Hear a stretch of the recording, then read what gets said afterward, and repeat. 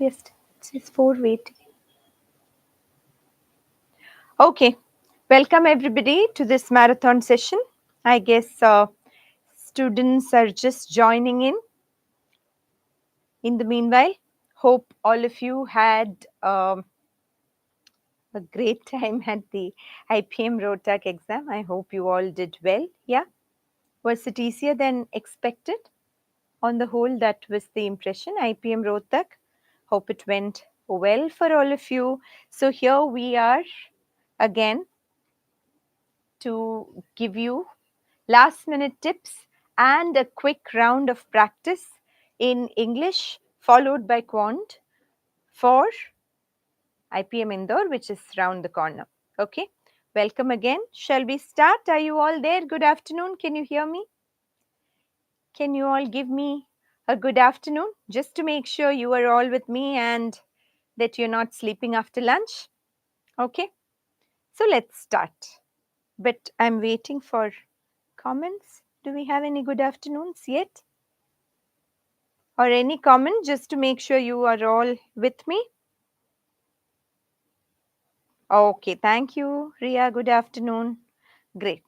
Just wanted to make sure you can all hear me and see me. Ready to start? Okay. So, in IPM Indore, the pattern is not very different from IPMAT Rotak, right? We have reading comprehension and we have an assortment of verbal ability questions, including vocabulary, grammar, and para-based questions in various presentations. Okay, the exact pattern is never constant. Yeah, the pattern goes a little here and there every year. However, the broad areas covered have been constant so far for the last few years. Okay, so see, whatever change they make, specific change they make in the pattern should not bother you, because in our classes we cover these portions extensively, and moreover, even if you have not attended our classes, the reading comprehension is one broad area which is unlikely to change. Grammar, vocabulary, VA, verbal ability, para-based questions, these broad areas are unlikely to change. Within that, if there are changes, you shouldn't worry much. Navya, let's hope things don't get any worse than they are at this moment. Okay, we don't have any such notification about any postponement. Okay, that is why we have this marathon happening today. Let us think positive and prepare for anything. That is how I guess we are all, that is our state of mind right now. Yeah, as of now, there is no such news. Hmm? Okay, so let us start. Yeah, I have put together, like we did for IPM Rotak. If you were with me in that session, you know, we looked at questions from the past few years. Okay, so today in that session we looked at a few questions from Indore and a few questions from Rohtak. It was a general IPMAT marathon. Today it is an IPMAT Indore intensive marathon. So we have questions only from Indore papers of the last few years. Fine. Okay. So we have reading comprehension questions first. However, you know, at the end of the session, I will be doing a tips round, okay, a quick round of last minute tips for you. So one of the things I have included there is that you should, in the paper, given the time constraint, you should try and attempt the shorter questions first. Okay, the shorter questions. What are the shorter questions, guys? The shorter questions. What are the shorter questions? Vocabulary. If they are going to give us vocabulary based questions, then we also have grammar, right? We also have fill in the blanks, can be grammar or vocabulary. So those are very short questions. Any vocab and grammar questions are what we call the short questions. Okay. Apart from that, Yeah, so those are the questions you should handle first. So any error identification, any fill in the blank question like this, there are fill in the blanks with multiple blanks also. In Rohtak they have been, sorry, in Indore they have been giving 3 blank fill in the blanks of late. I think till a couple of years ago they also had 4 blank questions, but even then these questions are much easier to solve than, say, para formation, para completion, and definitely reading comprehension. Okay, so complete the para. Could we count this? Yes. Complete the para would be somewhere in between short and long, right? Good question, Manisha. Because we only need to fill in one sentence, we can consider it kind of short. But then the trick there is that you need to, or the catch there is that you need to read the entire para before choosing from 4 complete sentences. So compared to question like this, where you only need to read one sentence and identify one word to fit or one expression to fit into the blank, even para completion can be a little long. But yes, shorter than reading comprehension and shorter than para formation also. So ideally, the order I would suggest would be to start with vocab, then grammar. Vocab and grammar are more or less the same.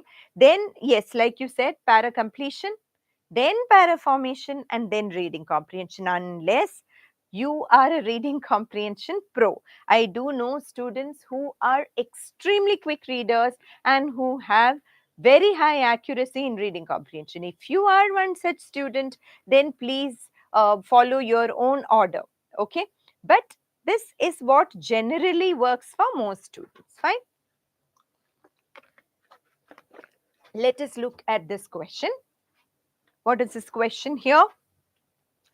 Okay, complete the sentence by choosing the most appropriate word or phrase. As you can see, the options are all phrases, not words here. And this is from IPMAT 2024, last year's paper.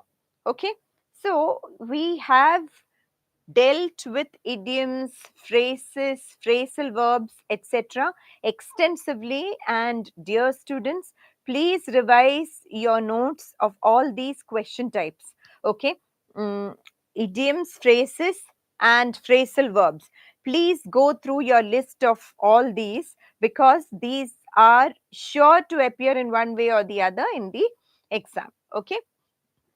Let us read the sentence. In a circus where performers share dressing rooms, training spaces, and work in a fast paced environment, the success of a show dash fostering teamwork and collaboration. Okay, so what is the meaning here? The success of a show depends on, or it amounts to, fostering teamwork and collaboration. Please look at the options. Comes with, come along with, comes down to, comes about. Okay. Okay, here I've got multiple answers. First of all, which option can you eliminate straight away? Straight away, can't you eliminate this? Uh, Give me a second. Where's my pen? Okay. Ah, okay. Yeah. Now my question has gone off. Give me a second. Yeah, here we go. So, what can we eliminate straight away? The success of a show. The subject is what? The success. Success is singular or plural? Success is singular. So, success comes with, success not come with. Hence, we can rule out B. Okay, very good, Priyal. You can rule out B. If anybody mentioned B as the answer, please note this is an option you can straight away eliminate even if you don't know the meaning of this. Now, even if it were comes along with, success of a show comes along with, what would that mean? Along with success, you have other things also. But what is the meaning of this? Success comes through fostering, or comes uh, through. Yes, if you are to use come, then we have to say comes through fostering teamwork and collaboration. But the actual meaning is comes as a result of, or it boils down to, or it amounts to, or is equivalent to. Right? These are the implications here. Hence, come along with, even if it were comes along with, it would not make sense. Comes with. See, normally when do we say success comes with? We say success comes with its own share of challenges. Means if success happens, then other aspects which are sort of different from success also come along with it. Okay, so that is the meaning of come with or come along with. Mm, every victory comes with its own whatever challenges or its own problems, issues. Okay, A and B. Now come about, to come about is to happen, so that also does not make sense here. Comes down to. Very good, those who got the answer. Minisha, Aryan and others, if anyone got the answer. Comes down to, something comes down to, or something boils down to, same meaning. Means it means, success means, or success amounts to. That is the meaning of come down to. Okay, did you get it, guys? This is from the actual exam last year. Okay, so this is the level.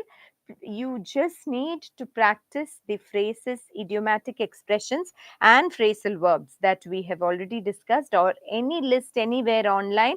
Please go and go through it. That is all. Okay. Here, a similar question again. This is also from the same paper. Okay. The students' picnic plans dash when it started raining heavily in the morning. Can you give the answer? The students' picnic plans, what happened to the plans? The plans got foiled, or the plans failed, collapsed when it started raining heavily in the morning. So, dropped out, dropped off, fell through or fell behind. If you know the meaning of this, here it is a phrasal verb. Okay, phrasal verb. These are all phrasal verbs, you know, right? A verb followed by some preposition or something to make an expression which has its own meaning. Okay, excellent. Many of you have given the answer. Fell through. Very good, guys. Fall through. To fall through is to fail or collapse, especially in terms of plans. Okay, a plan falling through means the plan collapsing, okay, or failing. So, not dropped out. Someone dropped out from something means they opted out, they decided not to be part of something. Drop off is to drop someone, actually, right? Or to drop things at someone. I dropped off some vegetables at my mom's place. I left them there. I went and gave them to her. Okay. I can see your question, Yashraj. Give me a minute. Okay. Let me finish this. Then I'll look at your question. Okay. Drop out, drop. Oh, you know of school dropouts, right? You know the expression, someone dropped out from school means they decided to discontinue. Drop off, I told you. Fell behind. To fall behind is to literally be behind the rest of the people, to lag behind. Okay. So what do we have here? Fall through or fail. Okay. I have a question from Yashraj. Yeah.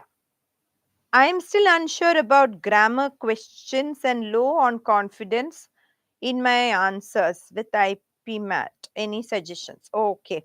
Uh, Yashraj, when we do the grammar questions today, see how you fare there. Okay. See how you do there.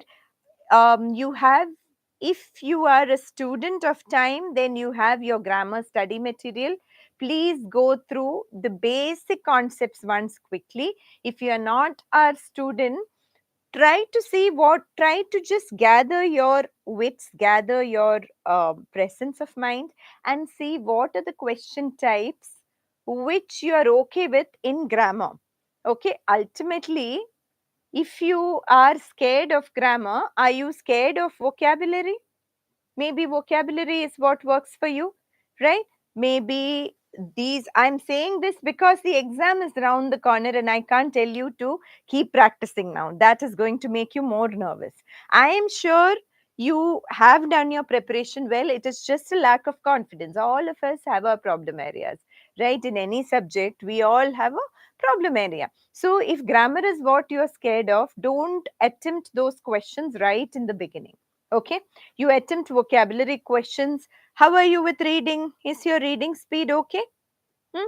Are you okay? Because see, reading comprehension is one area where you don't have to dig deep for answers. You don't have to burn your brains actually. If you understand the passage well, that is one question type where you actually have the answers in the paper. Right? You just need to know how to interpret the passage. So, Yashraj, this question is for you. Are you okay with reading comprehension? Yeah? Are you somewhat okay there? If so, then change the order that I just mentioned. Okay, if grammar is what scares you, keep it for the last. And then everything is top notch beside grammar. Then why do you have to worry? Yes. Huh? Grammar is not the end of the world. Okay, you will have 4 or 5 questions in grammar. What you do is you look at, see, you're saying everything is top notch. That means you're doing really well in all the other areas. Wonderful. Do your vocab first then. Hmm? For you, I'm changing my order. Do your vocab first, then do your reading comprehension. If you are confident with para questions also, you do those. By then, you know how many questions you have attempted. Then you go through the grammar questions. You will definitely be able to do 1 or 2. Enough. If you leave a couple of questions, nothing is going to happen. Nobody ends up getting full mark. Nobody, as in very few people, end up getting full marks. That is not required, right? Couple of questions, if you leave, at least you will not get negative marks. Leave those tough grammar questions with confidence, and attempt the others well. Okay, good luck. It's good to know your strengths and weaknesses. That is a wonderful thing. Okay, fine. We have another, what is this? Phrasal verb. All the employees agreed that the new regulations had dash positive changes in the workplace. A very commonly used phrasal verb. The new all the employees agreed that the new regulations had what? Had contributed to or had created positive changes in the workplace. What is the answer? Brought up. All of you are saying brought up. Hmm? Can you please think? This new government dash some reforms. My parents brought me up. But the new regulations didn't bring up the positive changes. To bring up is to raise. Okay, to raise. Okay, now the answers are coming. Yes, that was an initial confusion, I guess. Not brought up. To bring up is to raise, or there is to raise in 2 ways. Okay, one is to raise children, to bring up our children. Another is to raise an issue. Okay, why did you bring up this issue now? Right? Means to raise an issue, to highlight an issue. Okay, these are the 2 meanings of brought up. Okay, careful there. Brought on positive changes does not have any particular meaning. Okay, there is no particular meaning for that. We can say, come on, bring it on, bring it on. Okay, that is all. Now, brought along. I brought along my daughters for the party. So, brought along is to literally bring with you. To bring about. Haven't you heard this? I am sure you have. I think it's because of the past tense that you are a little confused. What is to bring about reforms or to bring about changes? To bring about is to cause or to create. Okay, so the new regulations had brought about positive changes in the workplace. Please note, I know phrasal verbs can be a little confusing, a bit of last minute revision. That is all you need. Don't get worried. Don't get worked dash. Come on. Don't get worked dash. What do I have in mind? Which phrasal verb do I have in mind? Don't get. You all know this. I'm just asking you to work your brains. Don't get worked. Very good, Priyal. Don't get worked up. Absolutely. That is also a phrasal verb. All of you know this. So it's as simple as that. Don't get worked up. Okay. Moving on. Okay. Now, this is a sort of idiomatic kind of expression. Okay. If you ask me to give you a rough estimate is the clue here. For the cost of the project, dash, I would say 30 lakhs. One more comma will be better. Dash, I would say 30 lakhs. Look at the expressions. Off the mark, off the grid, off the cuff, off the mic. It should be easy. Off the mark, huh? Guys, look at the meaning little more carefully in the exam. Don't go and click like this, okay? Huh? Just 2 more seconds to think of the meaning. What is the meaning of something is off the mark? And what is the intended meaning here? Does he want to make a wrong estimation? Does he want to misestimate? He wants to make an approximately correct estimation, but a rough estimation, right? Off the mark means your answer is totally off the mark. Unfortunately, option A is totally off the mark. Not only is option A off the mark, but it is totally off the mark. Means it is wrong. It is a wrong estimate. What is the answer here? Off the cuff. Very good, Navya. And others. Many others have given. See. Very good. Off the cuff. Off the cuff is just like that, a rough estimate. Okay. You know what a cuff is, right? Cuff of your shirt. So off the cuff, I'm pulling out an estimate. That is all. It means a very rough estimate without proper calculation. Got it? Off the cuff. Not off the mark, off the grid and off the mic. We don't know what they mean. So there you go. Clear? Guys, if you are not a student, you can just go online, look for some phrasal verbs and these kind of idiomatic expressions. Okay? Phrasal verbs, phrases, common phrases. You will find all these questions. Don't panic. Okay? Here some confusing options. Can you tell me? Some big shots know how to escape the law even after big shot. You know what that means, right? Elite people, those in power or authority or the rich ones. Some big shots know how to escape the law even after they violate it. It is, however, the dash who are more often apprehended means caught, booked by law and punished. Aha, very good. Minisha, others? Small fry, tiny shots, big shot, tiny shot. Good one. Tiny fish and small fish. This is IPM Indore 2023. Okay, actual questions. Okay. Small fry, tiny shot, tiny fish, small fish, all sound good. Which is the right answer now? Oh, this is good, yeah? So all of you are familiar with small fry? That is nice. Nobody took small fish, huh? Very good. Small fry is the answer. Small fry refers to the less important people or the less powerful people. Okay. In some contexts, we also say small fishes. That is a different context. Okay. The small fishes are the small player, not small fish, but small fishes are the small players. the less powerful players in a group of whatever, in a competition or something. But here it is small fry. Very good, guys.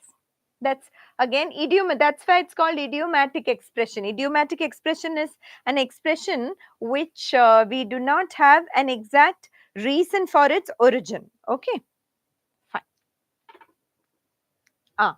This all of you should know. This is again 23 Indore. A few brands tailor their pants in such a way that it is easy for people with prosthetic legs. Do you know this meaning, guys? Prosthetic legs, prosthetic limbs. Do you know? These are artificial limbs. Okay, it's a term you should all know. Prosthetic limbs are artificial limbs. Prosthetic legs to put them on. This is how they. So if a company decides to make its pants in such a way that prosthetic legs can also fit, they are going out of their way. They are doing something extra. What is the right expression there? Yes, all of you got it. Good job, guys. Wonderful. Go the extra mile. Go the extra mile is to do something out of the way, to do something beyond the bare minimum expectations. Yeah, especially for a good cause, to help someone, etc. To go the extra, or even when you put effort in your studies, you can say go the extra mile. That is extra effort. Very good. Okay, none of these make any sense. Okay. Okay, so we have, okay, the incorrect part of the sentence is underlined, but there is no underline here. So what is this? Boards hopes to continuing till where? Here. This is the underlined part, okay? So who was the student who had an issue with grammar? Yashraj. Yashraj, also please try this question, okay? Let us get over that fear. The negotiations are unsuccessful and the boards, first of all, see if you can spot the errors in this sentence, okay, in the underlined part of the sentence. The boards hopes to continuing talks on a future deal seems, okay. Many mistakes are there. First of all, see if you can identify all the mistakes. After that, can you pick the answer? Excellent. Minisha, others? Others, if I say excellent, that doesn't mean always that it's a right answer. Others don't need to go by that. Whatever it is, any attempt, I will say excellent. Okay. So please give me your answers. Okay. Yeah, give me your answers, whatever they are. Okay. Those who picked C or B did not spot one error here. Okay. What is the difference between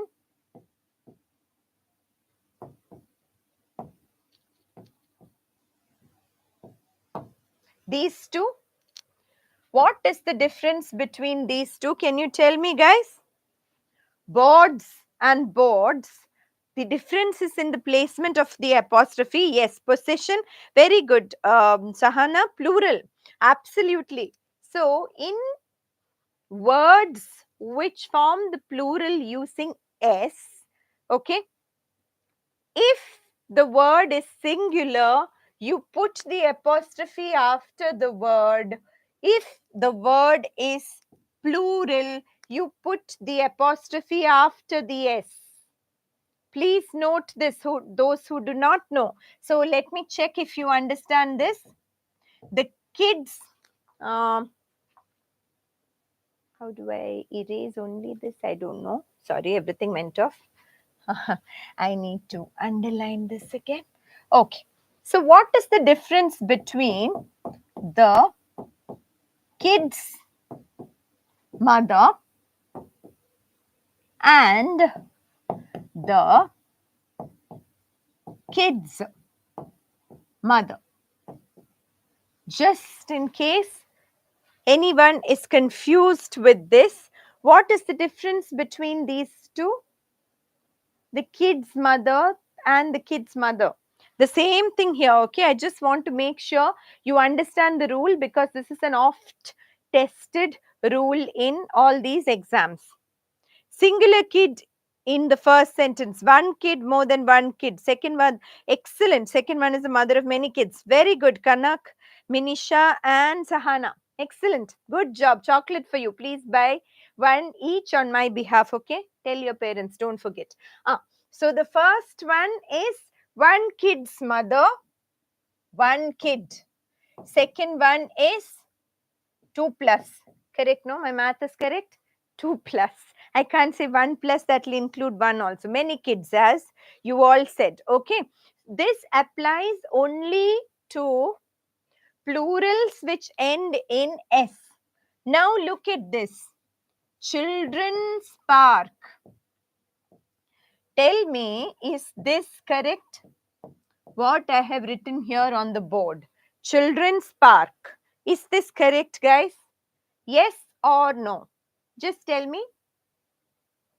Yes or no? We need to brush up some rules like this. You remember, guys, those who came for Rohtak, we brushed up the rules on tenses, and I think you had 2-3 questions on tenses, no? I was very happy to see that. So, yeah. Children itself is the plural. No, excellent. So, more chocolates. If we eat so many chocolates, it will be bad. So, get some nice things for yourself, okay? It is not correct. Children itself is plural, absolutely. So, how do I erase only one thing? Let me try, okay? Let me try eraser. Now, if I go here, oh yes, that worked. So, children's apostrophe is wrong because children is a plural. It is not a plural ending with S. Correct? So, we have to add S and, oh, and, okay, and put the apostrophe here. Fine? Got it? Okay. So, the answer here is A. Now, you must have understood why it is A. Boards, hopes. See, here another problem is boards hope to continuing talks. No, boards hopes to continue talks, not to continuing talks. Okay, technically it is not correct. Some in American English I've heard such usages, but technically I hope to continue. I have hopes of continuing. Correct? So, boards hopes to continuing talks on a future deal is not really correct. Also, the board's hopes is the subject. Hopes is a plural word. Hence, you cannot have seems. That is also, see, there are multiple errors here. Now you can see that the first segment is correct. The first option is correct. If you have any doubts, please do ask me. Okay, I'm moving on. Okay, last year's paper, IPM Indore 2024. Okay, so what is the underlined part? From provide to solace. From provide to solace. Let us underline that. Okay. Yeah. Is not of continuing wrong, huh, Kanak? Let me go there again, okay? Board's hopes of, my hopes of passing the exam or my hopes to passing the exam, Kanak? My hopes to pass the exam or, wait, let us clarify this question for Kanak. So, my hopes of passing the exam were not in vain, or my hopes to pass the exam were not in vain, but of passing the exam would be a better choice here. Okay, did you get it, Kanak? Huh? Did you get it? If you didn't get it, please tell me, okay? The board's hopes of doing something, of continuing talks. Okay, you got it. Wonderful. Okay, let us come to this. Some of you have already given me the answer. B, C, B. Let me see what the answer is.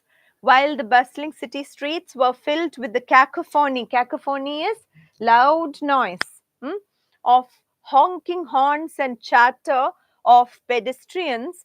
Okay, yeah. The serene countryside where time seemed to move at a slower pace provide a welcome retreat.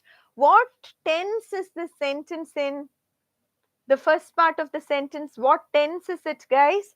The bustling city streets were filled with, past tense, simple past tense, okay? Were filled with the cacophony, passive voice, but past tense. So we need the entire sentence to be in past tense. You can't change the tense suddenly, no? Again here, the serene countryside where time seemed to move at a slower pace. So, what tense should this be in? You tell me now what the answer should. Simple past. Very good. Hey, excellent, guys. I'm very proud of you all. You all remember your tenses. Excellent. So, C, right? Provided. So, let us read it again with the correct option. Provided a welcome retreat for, okay, error here, for those seeking solace. Solace is peace. Okay, provides is present tense, provides is again present tense, and again here them seeking solace is wrong. uh, Provided a welcoming. Between welcome retreat and welcoming retreat, welcome is better. They were welcoming in their attitude, but a welcome retreat, a welcome break, a welcome change. Game over, huh? What game is over, dear? You mean this question is over? You want to move on? Okay. Got it? Fine. Okay. My Aunt Seema was the most generous of all the members of our family. Whenever common confusing usage, okay, with insist. Whenever we went out for dinner, she always insisted to pay for the meal. Sorry. Where would this underlined part be? She always insisted to pay for the meal. Okay. Insisted, they insisted to go out, etc. This is a very commonly used wrong usage. So, okay. You have, this is some sort of quick revision. Arnav, I didn't get you. Is this some sort of quick revision? Yeah, it is. It is. But do you want it to be something else also? Please let me know. Last few minutes, we will have tips and tricks before moving on to quant. Okay? Yeah? Arnav, please feel free to give me your suggestions. It is some sort of quick revision because the exam is knocking at our door. But if you want something else, do let me know. Yeah. So, okay, you were just checking. Fine. So, she always insisted that she will be paying for the meal. No, that there is a tense mismatch. She always insisted that she pay for the meal. Now, when it is she, you will ask me, why shouldn't it be pays for the meal? Right? This is the use of insist. She insisted that she pay for the meal. Here, the subject verb agreement is not followed. It is just a usage like that. I suggest that she sleep well today, not she sleeps well. Okay, I suggest that you sleep well. I suggest that she sleep well today. That suggest, insist, there are a few words like that which break the conventional grammatical rule. Okay, she insisted that she had paid for the meal. Insisted on and paid for the, insisted on paying for the meal would be okay. That is also correct. Insisted on paying for the meal, but not on and paid for the meal. Okay. Is it likely that the exam be postponed now that, see, that we do not know, Teshu. Okay. We really do not know about this. As a same doubt all of you have in your mind, as of now, there is no such notification. Okay. That is all we can tell you. These kind of things, ICAI was postponed. See, till the day it is announced that there is a postponement, you go ahead and be prepared. Okay. Anything, I understand your uncertainty and your anxiety. We all share it, but we have to move forward as if the exam is on. Do not have second thoughts. Don't have doubts in your mind. Ki, anyway, it's going to be postponed. That what if it is not, right? Anyway, preparing twice is not going to harm you. Right now, you are gearing up for uh, the exam, right? Go full gear till we hear otherwise. It may or may not be postponed. What if things get better? We are all hoping for that, right? Hmm? So let us, that is why we have this webinar happening today, in the hope that things will get back to normal. Okay, let us see. Fine. Okay, so the answer is insisted that she pay for the meal. Please understand this usage, okay? If you want, you can take a pic also so that you can look at it. The same thing for suggest. She always suggested that she pay for the meal. She suggested that she pay, or she suggested that I pay for the meal. Whatever it is, that is the usage with suggest also. Okay, fine. Now, yeah, question number 22, that is which, Indore 23. Okay, Indore 23 again. Let us see.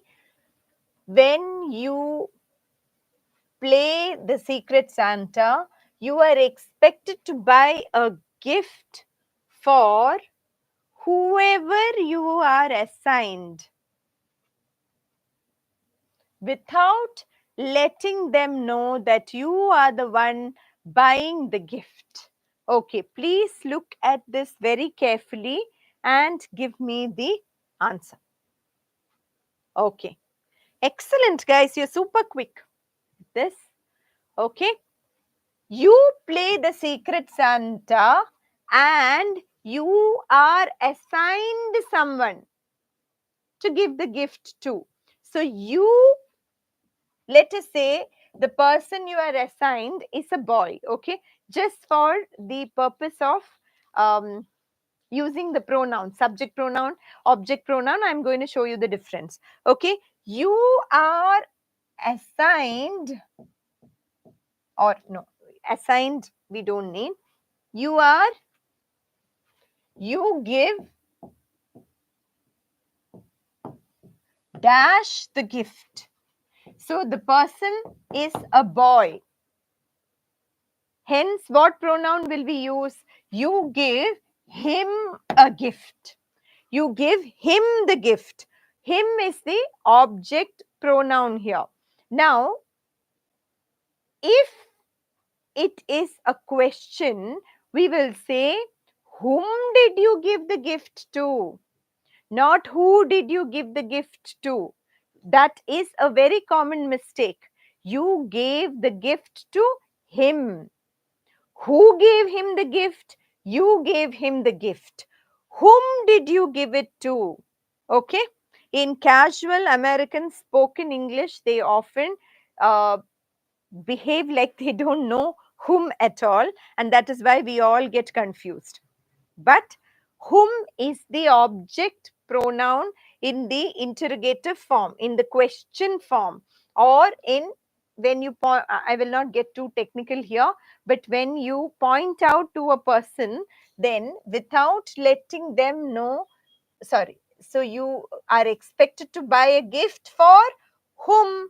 For the person you are assigned, for whomever you are assigned, okay, not who you are assigned, not whoever you are assigned, not, okay, whom you are assigned is also fine, but whomever is a better expression here. Whom you are assigned is not wrong, but then here they have written it as whoever you are assigned.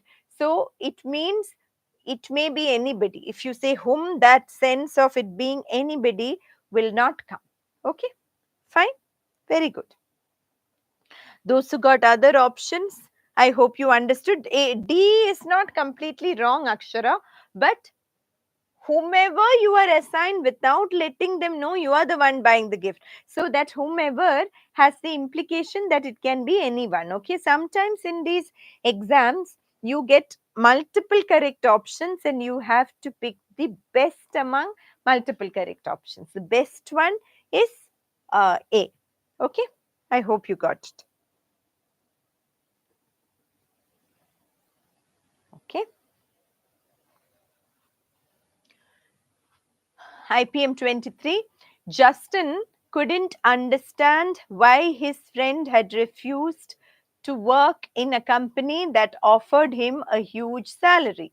If it had been him in his friend's place, if it had been him, he would definitely accepted such an offer.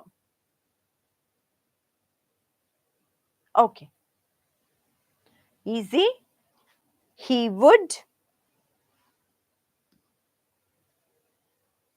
Okay. He would. If it had been him, he would have, right? We last session, I think we spoke of what we call the impossible tense. It is, there is no such tense, but subjunctive mood it's called, but we can call it the impossible tense just for you to remember. That is something that did not happen, but we are imagining. Okay, so very good, guys. He would have definitely accepted such an offer. Here have gets repeated. He would definitely accept it does not make sense. He would have definitely accept is wrong. Easy one, right? An actual exam question. Yashraj, did you look at this question? Yeah, very easy question from IPMAT 23. I hope you saw this question. I'm sure you would have been able to solve this. So not all the grammar questions are very, very challenging. Okay, I just wanted to bring that to your attention. Okay, now we have some vocab questions. Okay, fill in the blanks. Shall we quickly take a look at these questions? Vocab. Now, in IPM Indore, of late, they have been giving us multiple blanks like this, 3 blanks.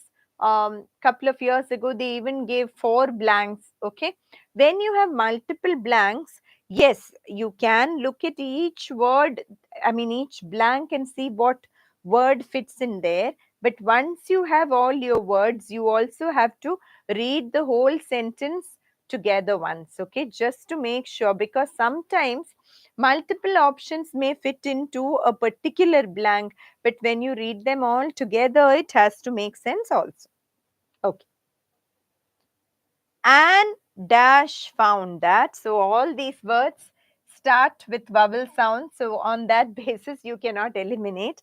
It's and dash found that one of the marathon runners had dash slowed down in the last 2 kilometers, and after dash to the one behind him had let him cross the finish line just 1 second before he did. Wow. He actually let somebody else win. Wow, I'm getting the answers here. Okay. So, how do we solve this question? Let us see. Let us see each option. There are multiple ways of doing this, but one quick way would be to take all the set of words, the entire set of words, and just put it there and see. An analysis found that one of the marathon runners had systematically slowed down in the last 2 kilometers, and after waving to the one behind him, waving is okay, but systematically slowed down. He did it deliberately to help the other person, so that meaning should come. An overview found that. Overview is you get an overall picture. This is you're looking into a particular matter. Look into. I used a phrasal verb here, okay? To investigate is to look into. So it cannot be overview. Purposely. Purposely is not actually, we say that while speaking, you purposely did it. It is not really a good use. It's not proper usage, okay? Purposely, purposefully has a slightly different meaning. Purposely, here I hear some people say wantedly. No, there is nothing called wantedly, okay? These are all Indianisms. Fine. Yeah. Beckoning, and after beckoning to the one, that's okay, but these two words don't quite fit in, okay? And investigation found that one of the marathon runners had deliberately, yes, deliberately, intentionally is also correct, slowed down in the last 2 kilometers, and after signaling to the one behind him had let him cross the finish line. Why would they let someone else win? We do not know. Must be an extremely magnanimous, generous person. Okay. An appraisal. Appraisal, you know, is a performance evaluation in companies, right, in organizations. That doesn't make sense here. Particularly slowed down. No, that also doesn't make sense. After speaking to the one behind him, is it possible in a marathon? We don't know all these things, but this overall doesn't make sense. So what is our answer? Answer is option C.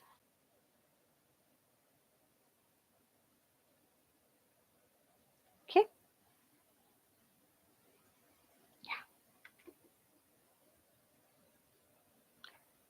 Let us, okay, now we have all para questions. This is para completion. Before going to para completion, how did this come here? Let me see, okay. I thought more fill in the blanks were here. Did we leave out? Here. Let us do some fill in the blanks, the shorter questions. I'm following the same approach as I would advise you to follow in the exam. So shorter questions first, okay. Here we go. Question 27. In today's fast paced world, individuals are inundated with, flooded with information, necessitating the cultivation of critical thinking skills in order to navigate the influx of the influx, you know, right? Rapid, what do you say? Incoming data. Data keeps rapid flow. Influx of data dash, in order to navigate the influx of data in a certain manner. So it should be some kind of an adverb, okay. Additionally, the prevalence of fake news and misinformation presents a dash challenge. What kind of challenge? Undermining people's trust in media and institutions. Promoting media literacy and cultivating a culture of skepticism, means doubt, okay, are vital for dash informed citizenship and democratic values, okay. Anybody got the answer?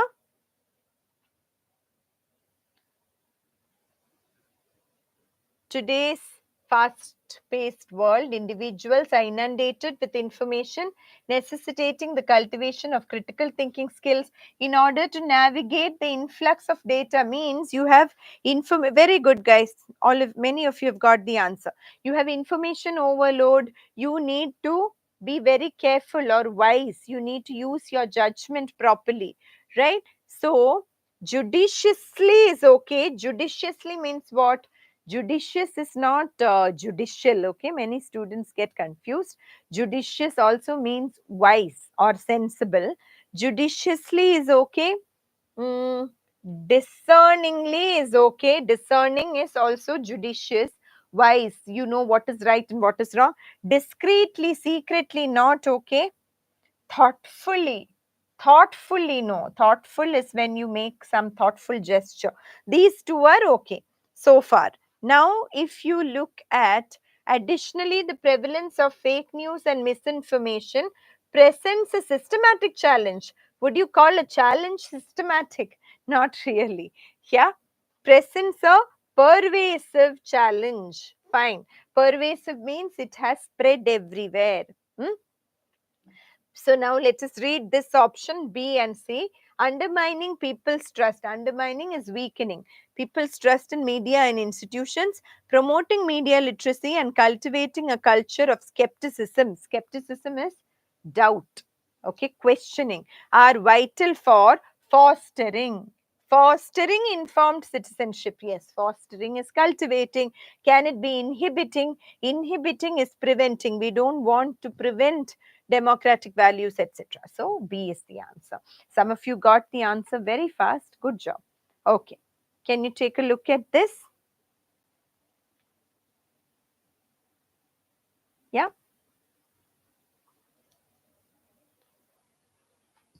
Please take a look at this. Why not thoughtfully? Yeah? Say thoughtful is not uh, doing something after thinking well, Kanak. Okay. Thoughtful is not do somebody that was a thoughtful gesture means what? It showed their care, okay, or concern. It was very thoughtful of you means it was very considerate of you, very kind of you. Okay. Now, doing something with a lot of thought is not thoughtful, Kanak. Okay, that is the reason why not thoughtfully. Got it? Yeah. If we take the thoughtfully option, then presents a holistic challenge is also not appropriate. Okay, holistic is normally a positive word. Comprehensive, okay, that is also not correct there. Fine. Yeah. Conspiracy theory, you know, right? When something happens, some people come up with ideas that this is a conspiracy, someone is behind this. That is called conspiracy theory. Okay, please look at the options.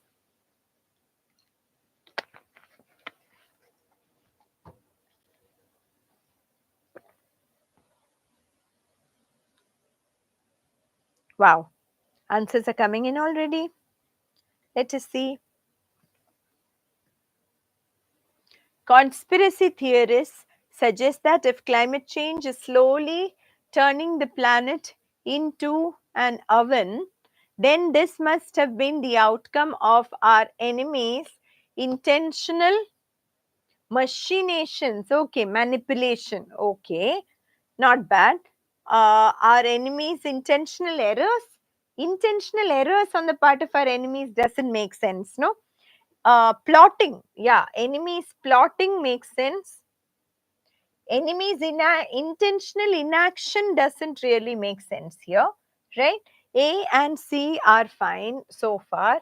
If there are no coincidences in the world, then everything including dash events can be controlled. What kind of events are we talking about? Extreme climate change, right? Outstanding events. Does that make sense? No, we are talking of something negative. Yeah. Uh, so, catastrophic. Catastrophic is extremely destructive, which is extreme climate change. Then everything, including catastrophic events, can be controlled. It is only a matter of power and prowess. Prowess is power only, strength. Okay, strength or the ability to dominate. Everything else is okay except this outstanding here. Fine. Okay, let us do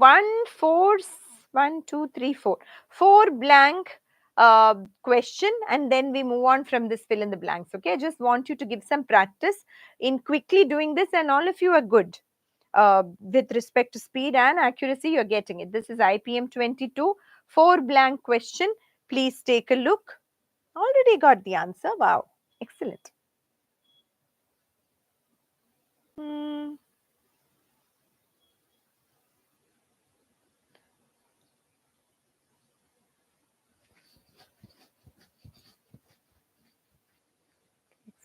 Solar system and the rest of the hmm,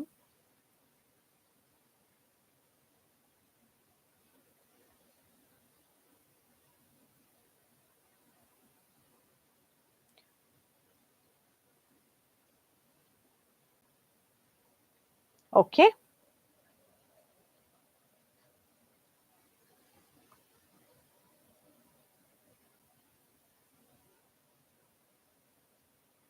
Very good, guys.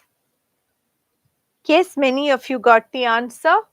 Achieving space flight enabled humans to begin to explore the solar system and the rest of the galaxy. Solar system and the rest of the what? Not the galaxy. Galaxy is our galaxy, right? Rest of the, let us see. To understand, universe, cosmos, both seem okay, right? Better than galaxy. To understand, but we can still see that also if you want. To understand the many objects and dash that are better observed. Ideologies, what ideologies can you observe in space so that we can rule out now? Uh, to understand the many objects and dash that are better observed from a space perspective. Phenomena, absolutely, that makes sense. Materials that are better observed from, probably not, right? Okay, did we look at this configuration instead of rest of the here? Configuration will not fit in. I hope, I don't know if I mentioned this, so that is ruled out. Okay, now we have B here, but C also we can examine a little more. So now do we need to read all these, guys? You have got the blank, you have understood the meaning. Don't bother to read each and everything, okay?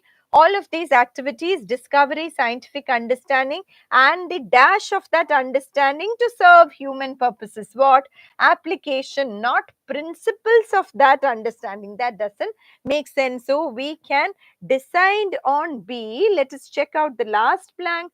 Are elements of space exploration. Here we spoke of space exploration, right? So that is the answer. I hope this doesn't need any more explanation. Now we have done a lot of fill in the blanks. There's one more. I'm not going to that. Okay.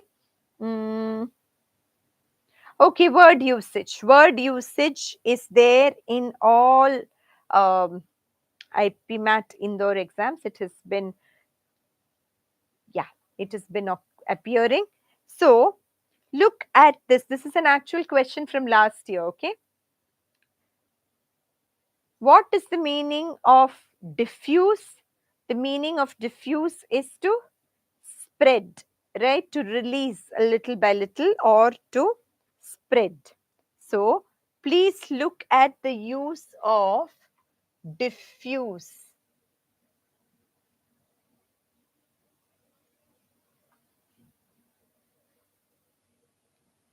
And tell me which sentence has used it wrongly. Very good, guys. Very smart.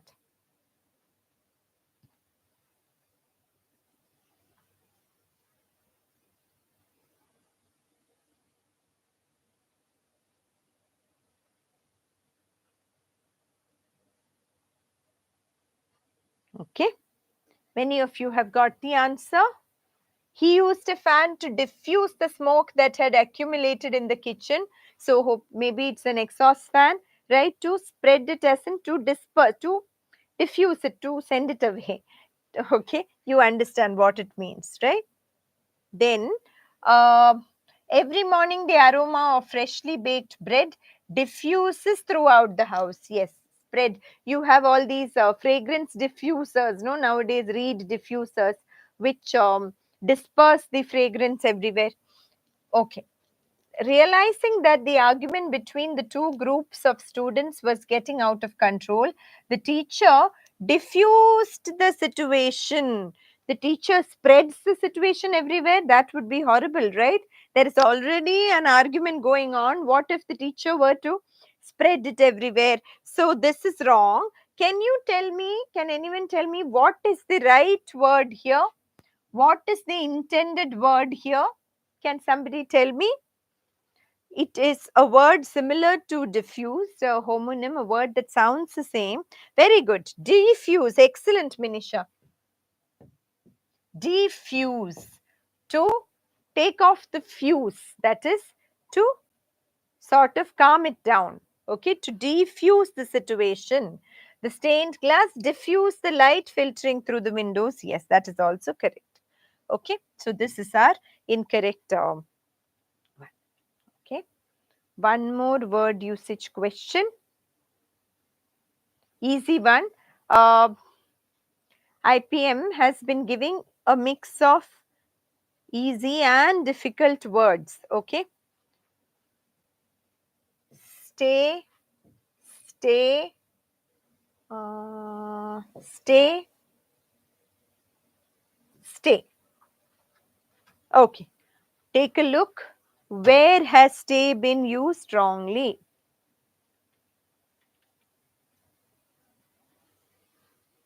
You need to read the sentences properly. That is it. They do not give very, very heavy words. Okay, but uh, yeah. So again, Yashraj, I hope you are here. These kind of questions you can easily do, right? Grammar, you will not get so many. All these question types you can easily do. Okay, got got it already? C or D? What are your answers? I'm not able to make out what your answers are for this one. Are you saying C or D, guys? Hmm? During her summer holidays, please put your answers, okay? D, okay. She usually went to the village to stay with her grandparents, okay. You don't need to read the rest, you know it is correct. She said, I always stay awake late into the night. Do you need to read more? No. The ownership of the property went to the eldest son of the family, but the other siblings went to court and asked for a stay order. Haven't you heard of this? A stay order from the um, court. Stay order, okay? A stay order from the court is when something has been approved, then a stay order is to prevent that from happening. So the ownership of the property went to the eldest son, but the other siblings wanted a stay on that, means to hold that decision and then investigate it and maybe have a litigation or have a further trial, whatever it is. Okay, so that is called a stay order, court stay order. It is a correct usage, guys. Maybe you're not familiar with that usage. Due to the ban on slaughter of cattle, the neglected ones often stay away. Stay away is okay, but wandering into fields and eating the crops. So what are they staying away from? Excellent, Minisha. Stray away. Stray away, right? They, due to the ban on slaughter of cattle, the neglected ones, they stray away. They walk away. Okay, stay away doesn't make sense there. Hence, this is the answer. Want to do one more? Huh? I think this question type. Let us see what is the word here. Further, farther, and here grave, grave. I think let's take this. Further and farther may be a bit confusing. Let us take this. Okay. Yeah. Please take a look.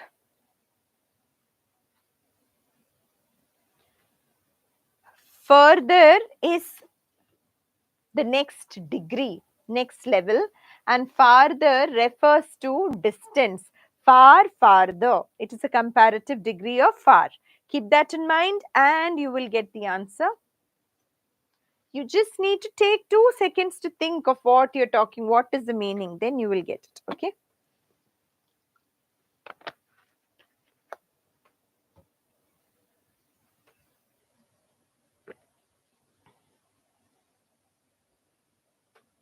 Okay.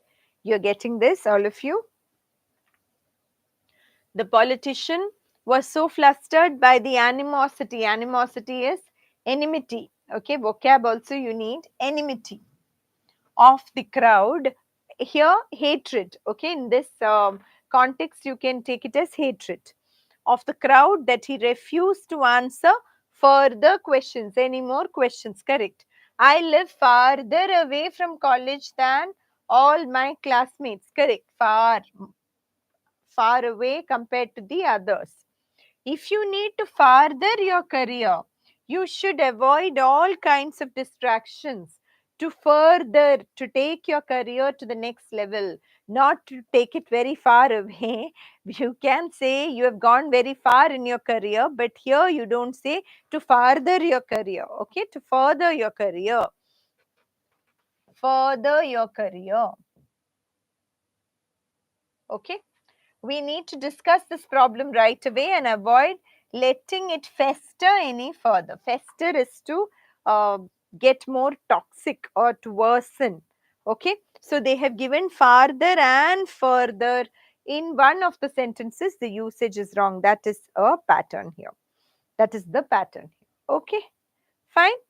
Now let us go to, okay, now what do we have? We have para formation, we have para completion, and we have RC. Okay.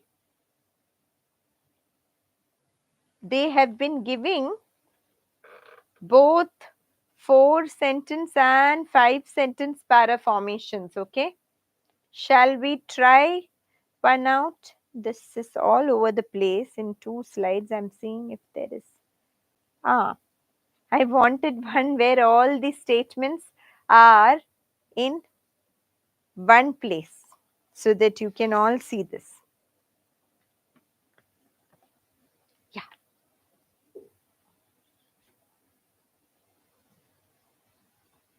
Okay.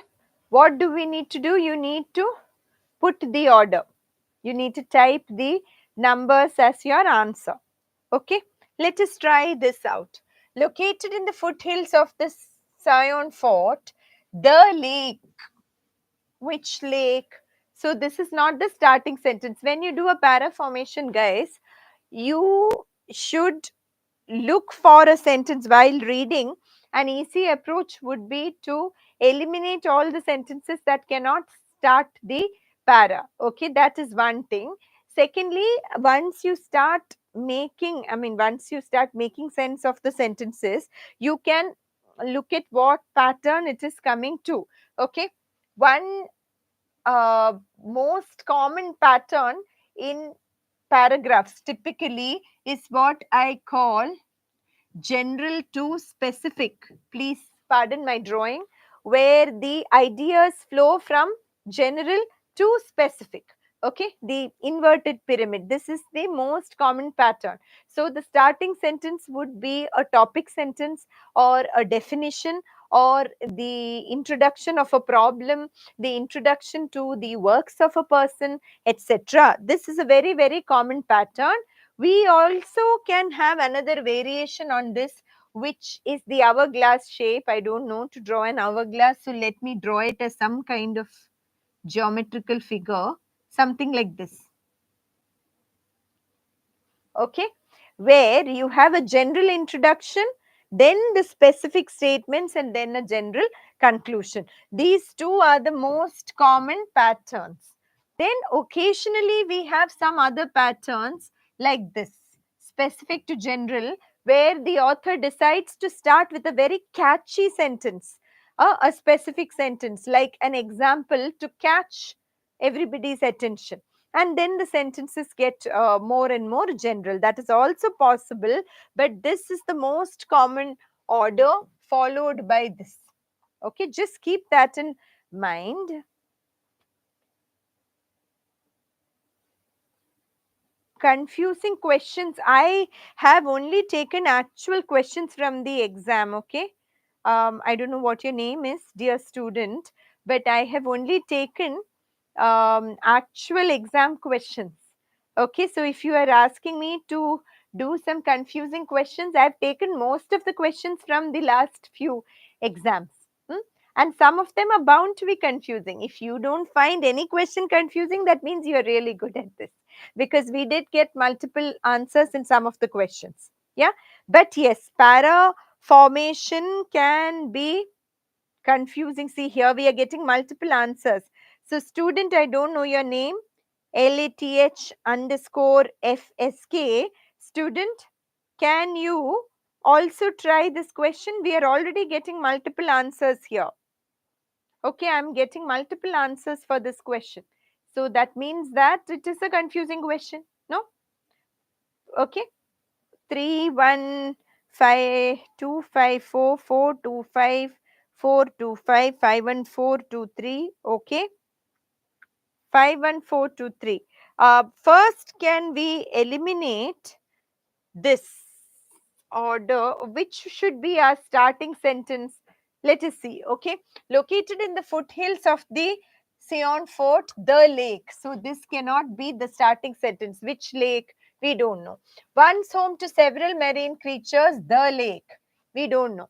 That can't start. The municipal corporation is set to breathe life back into the city's Sion Talau with the rejuvenation and beautification of the centuries old lake. So this is our topic. This is likely to be our starting sentence. Over the years, the lake has lost its prominence. Again, the lake. Earlier, the talau. No, somebody started with 5. We cannot start with 5. Okay. The talau refers to the Sion talau. So we have to have that sentence before 5. Okay. A natural water tank with the Sion hillock. Okay. So 3. After 3, what? Now, here it is set to breathe life back into the city. Most of you got 1 after 3. So why 1? Because yes, you are right. Where it is located, a description. Grade 2A heritage structure. Its importance, its location, its importance, etc. So far, so good. Now, what should we have? Should we have 2? Should we have 4? Should we have 5? We can't have 4 here because over the years the lake has lost its prominence. That we cannot say before saying that it was prominent. Right? So now we have 2 and 5. Let us see. Once home to several marine creatures, the lake is now surrounded by high-rise residential buildings. Okay. Here it says, earlier the talau was a known natural water tank with the Sion hillock expanding around it like an enclosing wall. Now, here this is a positive sentence. Here it is going to negative. Right? So what should be, and this sentence says, over the years the lake has lost its prominence. So what should we have next, guys? Should it be 5? Yes, that is what I am also asking. Shouldn't it be 5? Yes, guys, it should be 5. Okay, very good. Some of you got it. Because earlier the talau was a known natural water tank. Here in 1, we talked about its historical significance or heritage structure. Then earlier it was a known natural water tank with the hillock expanding around it like an enclosing wall. Now, over the years, the lake has lost its prominence and once home to several marine creatures, the lake is now surrounded by high-rise residential buildings. This is an explanation of why of it having lost its prominence, or it is an illustration of it having lost its prominence. If we do 2, 4, this is very once home to several marine creatures. The lake is now surrounded by high-rise residential buildings. This is the proof that it has lost its prominence.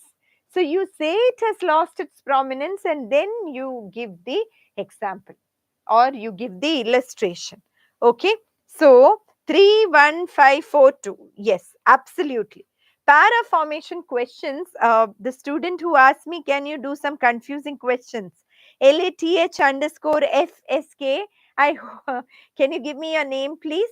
And I hope you are here. See the confusion in this question? Yeah. So if you did not find it confusing, probably you were sure of the answer. That's a good thing.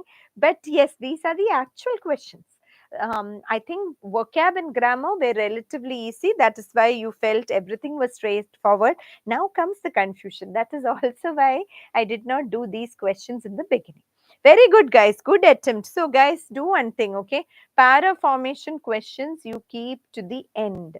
Those who are okay with reading comprehension may want to go for para questions even after reading comprehension. That depends on your reading speed. If you are, IPM passages are not that heavy usually. So if you are relatively okay with reading, I would suggest here I can see the confusion. So don't attempt these questions right away, I would say. Okay, can we do this? I want to do more of para questions to give you practice. Take a deep breath, relax, and do this question. Okay, I will not read it out for you. See, the Central African Republic has approved Bitcoin. They have not mentioned the country here. So they are talking of some Central African Republic. Okay, if they had mentioned the country, then we would have to look for which country it is. But here they have not mentioned it. So they are trying to confuse us deliberately. Okay. Some Central African Republic. Okay. So please take your time, take a deep breath, relax, and do this question. Then we'll discuss. Yeah.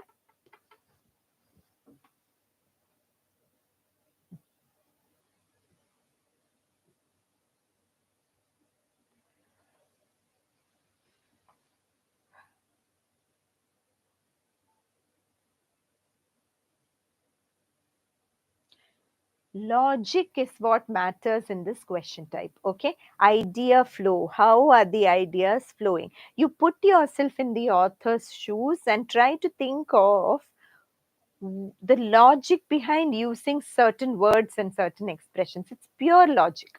Hmm?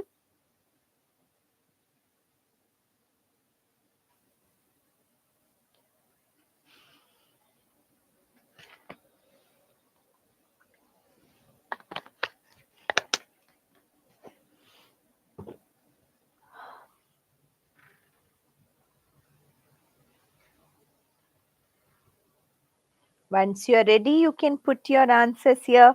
Okay. Shall I put all the answers? Oh, wow. Nice.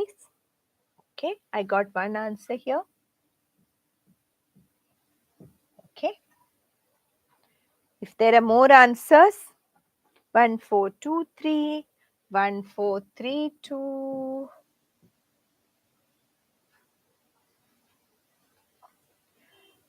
Okay. More answers?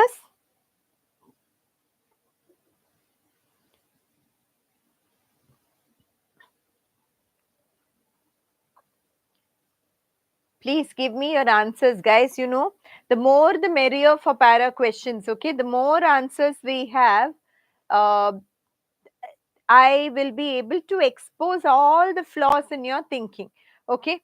Because whatever, I mean, there is nothing called wrong answer here.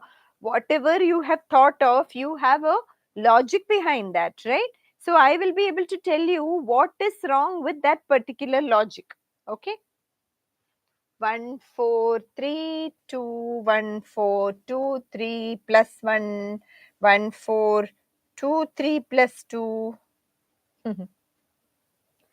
Okay. Any more answers? Any more answers here? Good job, guys. Excellent. Everybody came very, very close. Most of you got the right answer. 1423. Excellent. Excellent. So let us quickly see why not 1432. Okay. 1432 is very, very close actually. I also had to give it some thought. The Central African Republic has approved Bitcoin as an official currency. Okay, fine. That is the topic. Then we come to the criticism. Actually, nobody got 2 as the second sentence. What do we specifically look for with these? Like I told you, na Minisha, sorry, there is no formula or no rule, unlike in quant. Okay, unlike in quant, when it comes to English, especially verbal questions, there is no rule. In grammar, we have rules. Here, there are no rules, but common sense is what you need. That is all. Okay, and certain patterns of idea flow, like I said, what is the more general topic, what is the more specific sentence, then what are the connected sentences, rather, are there any connecting words? Sometimes we have something called mandatory pairs. Mandatory pairs are sentences that cannot be separated, they stick together. Okay, like Siamese twins, they stick together because there may be, let us say, a pronoun like they said that. So who said, or it is the reason, what is the reason? So these will form mandatory pairs. Sometimes it is just the idea flow, how the author is building up a topic. Okay, this move makes the difference. What this move, the sentence, this move there. Criticized, this move. Yes, absolutely correct. Excellent. Okay, because the Central African Republic has approved Bitcoin as an official currency. Economists criticized this move as a potential risk to the financial. Very good observation, Kanak. Okay, then so why not experts foresee that this will damage? Because like you said, first of all, this move. Secondly, from a very English angle, from a grammatical angle, this is has approved and this is in the past tense. Economists criticized this and the remaining sentences are in the present tense. That also shows the idea flow. Okay. Not only but also, Yukta, I didn't understand what you meant by that. Yeah, may also. Is this what you mean? Not only but also. Okay, you're looking at the logic. Very good. I got it now. You are saying that this one, right? Probably. Okay, now 1, 4. After that, we have 2 and 3. Now, economists criticize this move as a potential risk to the financial stability of the nation. Then these two others claim that this may make money laundering easy and also use up a lot of electricity. Who are these others? Money laundering and using up a lot of electricity, it is not strictly economics, right? So, experts foresee that this will damage the environment as well as the economy. Others claim that. Others can refer to other experts. It can also refer to other people. Okay. Hence, 1, 4, 2, 3 is slightly more logical than 1, 4, 3, 2. Okay. Fine. 1, 4, 2, 3 is the answer. Good job. Now, you want to do one more? One more para formation and then quickly RC. Okay, that's it. Yeah. We have some para completion questions with a blank. Now that question is, once you do para formation, para jumble, it is more or less the same. And I think we did para completion in the last session also. One more para formation to give you some extra practice. Yeah.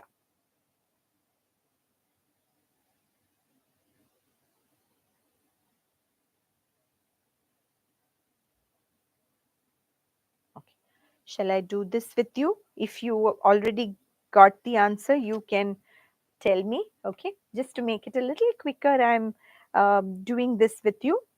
Fine.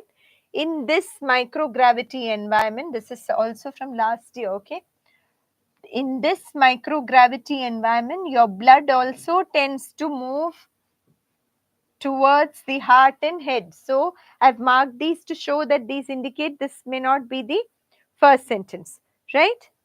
Okay. Yeah. Both effects. So we have two effects here. Both effects are only short-lived, and after a brief period of readjustment on arriving back home, the heart and spine return to normal. Fine. The heart interprets this as an increase in the amount of blood in the body and that it needs to pump less, so it shrinks. So none of these can start the para. Our para starter is 4. If any of you got the answer, you can put it, okay? In space, so let us read this starter first properly, okay? I have got an answer here, 4132. Let me put this here, 4132. Let us see, okay? In space, with less gravitational force than on Earth, there is less pressure on your spine, and so it will get a bit longer, okay, effectively making you as much as 2 inches taller. Okay, in space with less gravitational force, there is less pressure on your spine, and so it will get a bit longer, effectively making you as much as 2 inches taller. Fine. Then 4132. Give you a short break. User UDH, I don't know your name. Yes, I will give you a short break after one more question set, which is reading comprehension. Okay, because our session is only 2 hours. No, I will not take the entire 2 hours. After we do reading comprehension, you will get a 5 to 10 minute break before we start quant. Okay, are you fine with that? Okay, so what I've got here is 4132 and 4123. Sorry, 4123. Okay, let me see.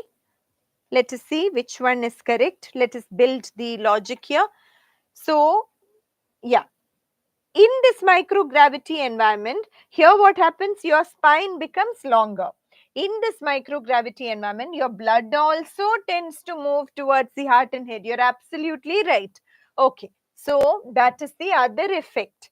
Now, if you say both effects are only short-lived, before that there is an explanation of one, yeah? So you can't miss that, right? The heart interprets this as an increase in the amount of blood in the body, interprets the flow of blood towards the heart as an increase in blood supply, and that it needs to pump less, so it shrinks. Okay, there are two phenomena here, 1 2, then the two phenomena here, 1 and 2, and then the impact of 1 is continued in 3, and then both these effects are only short lived. 4 1 3 2. Excellent. Okay, both these phenomena, that is the concluding statement, that it will come back to normal. So after explaining the phenomena, you say it will come back to normal. Now that's only logic, right? Okay, makes sense? Good job, guys. Let us do one RC, and then a student here, user, has asked for a break. I know break will be the end of the English session. Okay. For a change, let us take a passage from IPMAT 21, because this passage from I have two passages here, but the passage from IPMAT 24 is easier than the one in 21 overall. Okay, so I think this is a little, for most students, this will be a little tougher. Shall we quickly read this? So when you read reading comprehension passage, guys, do not forget to read the entire passage before picking your answers. Okay, don't try to pick the answers before reading the passage. Our students, time students know this, but for others also, please remember. Fine. So let's quickly read the passage. You can skim through the passage. You don't need to read it like word by word, but you need to understand overall. Okay. From ancient Rome up to the Victorian era, a training in logic and rhetoric was meant to help. Rhetoric is the science of logical arguments. Okay, I will not explain word by word because that you cannot afford to do in the exam. Meant training was meant to help privileged young men, rich young men, recognize spurious arguments and facts. Fake, spurious is fake. Times have changed, but contemporary Italy is determined that its youth are prepared as their ancient counterparts were to engage with the present day version of the forum, social media. Forum here refers to ancient debates, even if you don't know from the context, you know. So in Italy, Italy wants to make sure that its youth are prepared to engage with debates in the social media, right? At the end of October, 8,000 Italian schools will teach their students how to spot fake news through a program developed with the help of journalists as well as tech giants Google and Facebook. In Israel, the University of Haifa is launching a course titled Fake News. Okay, very interesting passage, right? Okay. Anything to explain here?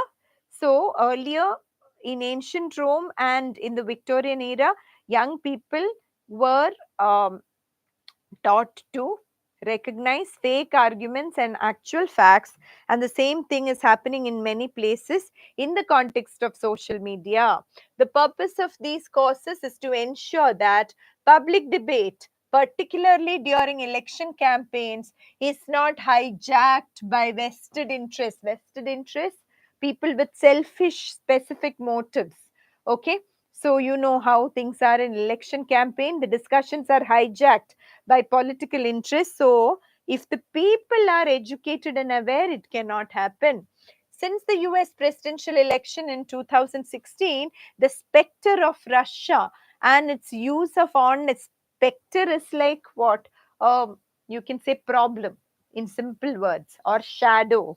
Okay, of Russia and its use of online propaganda has loomed large over public discourse in the West. So, how Russia uses online propaganda to influence global opinions. Okay. In other parts of the world too, doctored images, doctored, you know, in today's world, you know what it is, right? Fake, uh, and blatant lies, open lies, have been published by news websites. Why news is in quotation? They call themselves news websites, but they are not really news. They are spreading false propaganda. Please notice all these cues. Given the speed with which information is shared online, the damage is already done by the time a fake story is exposed. Okay, by the time people understand that a story is fake, the damage is already done because it spreads very fast, the speed. The voters of tomorrow certainly need to be armed with the ability to sift. Sift is to filter. Okay, bare facts from motivated fiction. The voters of tomorrow, because social media is getting more and more powerful. The effects of social media on the formation of opinion, however, go far beyond fake news. So, till now, they were only talking about how social media leads to fake news. Now they are saying it goes far beyond fake news. Traditional or legacy media means classic media, is ordered by a need for balance. Okay, it is ordered means there is some order there, or it is ruled by a need for balance. Traditional media, a newspaper for example, has sections that deal with politics, crime, sports, the arts, et al. Et al here means etc. There is, at least in principle, an attempt to tell both sides of a story in each report. Yes, traditional media, that's the way it has functioned, right? A traditional newspaper has to have these sections, and it should try and maintain balance. That's the way it has tried to function all these years. On social media, the only editor is the user herself. We are the editors, means nobody is editing what they're putting on social media. They'll put their opinions, right? Blatantly. We have to do the editing. Hmm? Algorithms ensure that people see more of what they like, that biases are reinforced rather than countered. Yes, if you like something or if you express a tendency to look for a certain kind of news, then you are likely to see more of that. You all know that. And if you are biased towards a particular kind of news and you keep checking that kind of news, you will get more of that in your prompts, right? You all know this better than us. Fake news is certainly a crucial aspect of online propaganda, but for young citizens to form opinions based on multiple viewpoints, they need to consciously seek out more than they are comfortable with. Okay, so here social media tends to feed your biases by giving you more of what you want. But in a global scenario, if you want to form proper opinions, you need to expose yourself to multiple viewpoints, including those you're not comfortable with. Easy, easy peasy. Let us go to the questions. You tell me the answers, okay? When in doubt, you need to go and check the passage. The writer of the passage suggests that the purpose of education in early times was very different from what it is now. There are similarities in the aims of education in early times and those of today. The purpose of education in early times was to help students attain a position of privilege. As times have changed, the basis of education has expanded. You guys tell me, guys, the answer.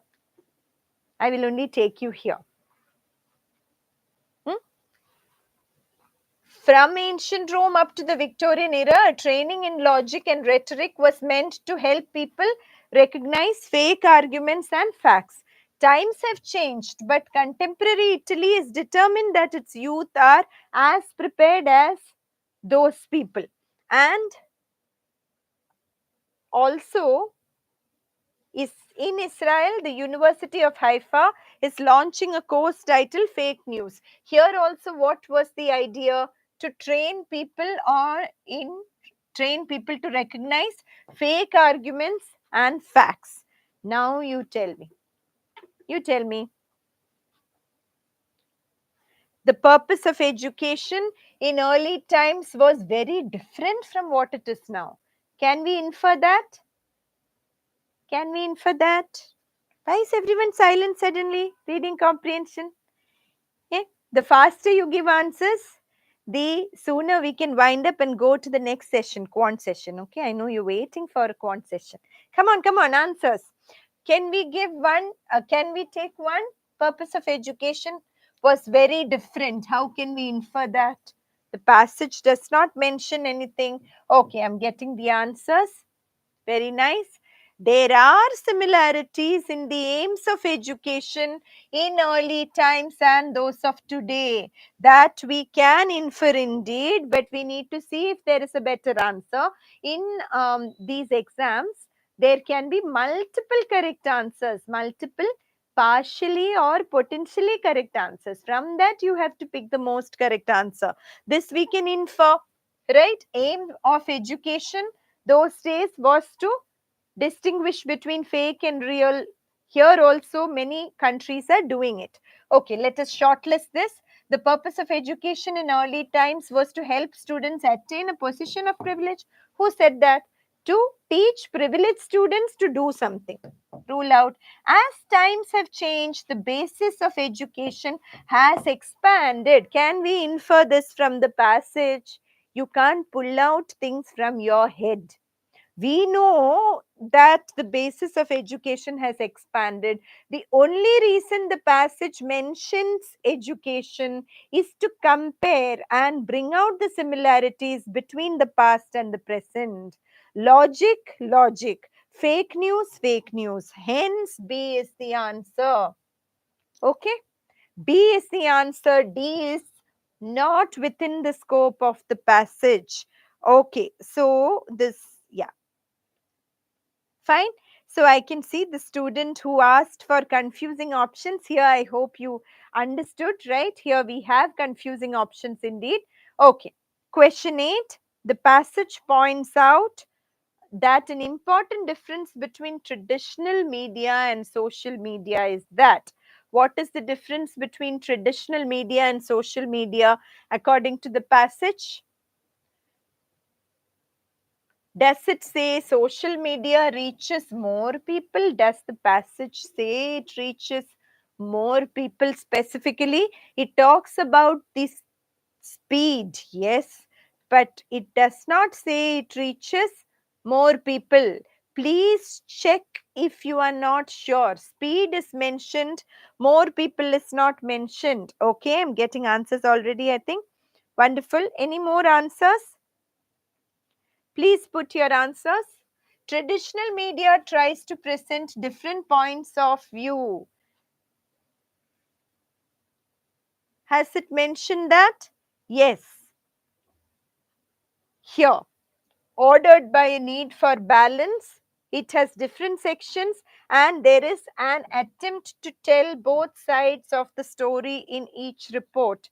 Definitely, that has been mentioned. Social media is more balanced, straight away rule out, right? It is easier to spread fake stories through traditional media. Through traditional media, no, also rule out. Between A and B, A is also not mentioned. B is the answer. Easy, right? You just need to see what is mentioned. Very good, guys. All of you got the answer. Excellent. Excellent. Next.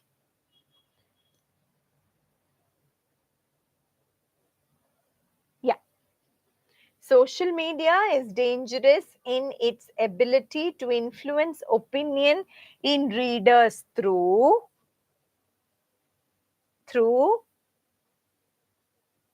its choice of news items which are presented, its balanced reporting of wide-ranging stories, its ability to guide the reader to motivated conclusions, the creation of interest by using dubious facts. What is the right answer here? Let us see. Here, this is where they are talking about this, right? But here also, yes, doctored images, blatant lies have been published. Then here, what are they saying? On social media, the only editor is the user herself. Algorithms ensure that people see more of what they like, that biases are reinforced rather than countered. Fake news is certainly a crucial aspect of online propaganda for young citizens. Okay, fine. So, what is the problem here?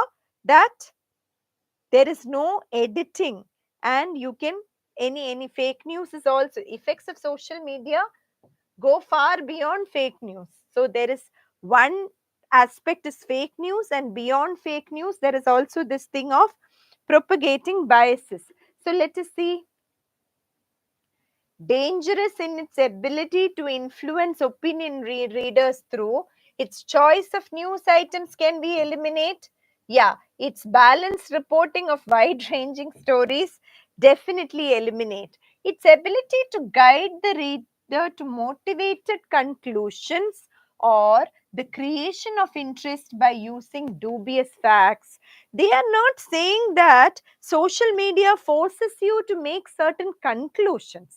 That is not what it is saying, but it creates your interest using fake news, dubious facts, and that is the main point here. Hence, D is the answer. You can see C is also pretty close, but it doesn't say it wants you to make certain conclusions. It guides you to certain types of news, and that can be fake also. Hence, D is the better answer. Okay.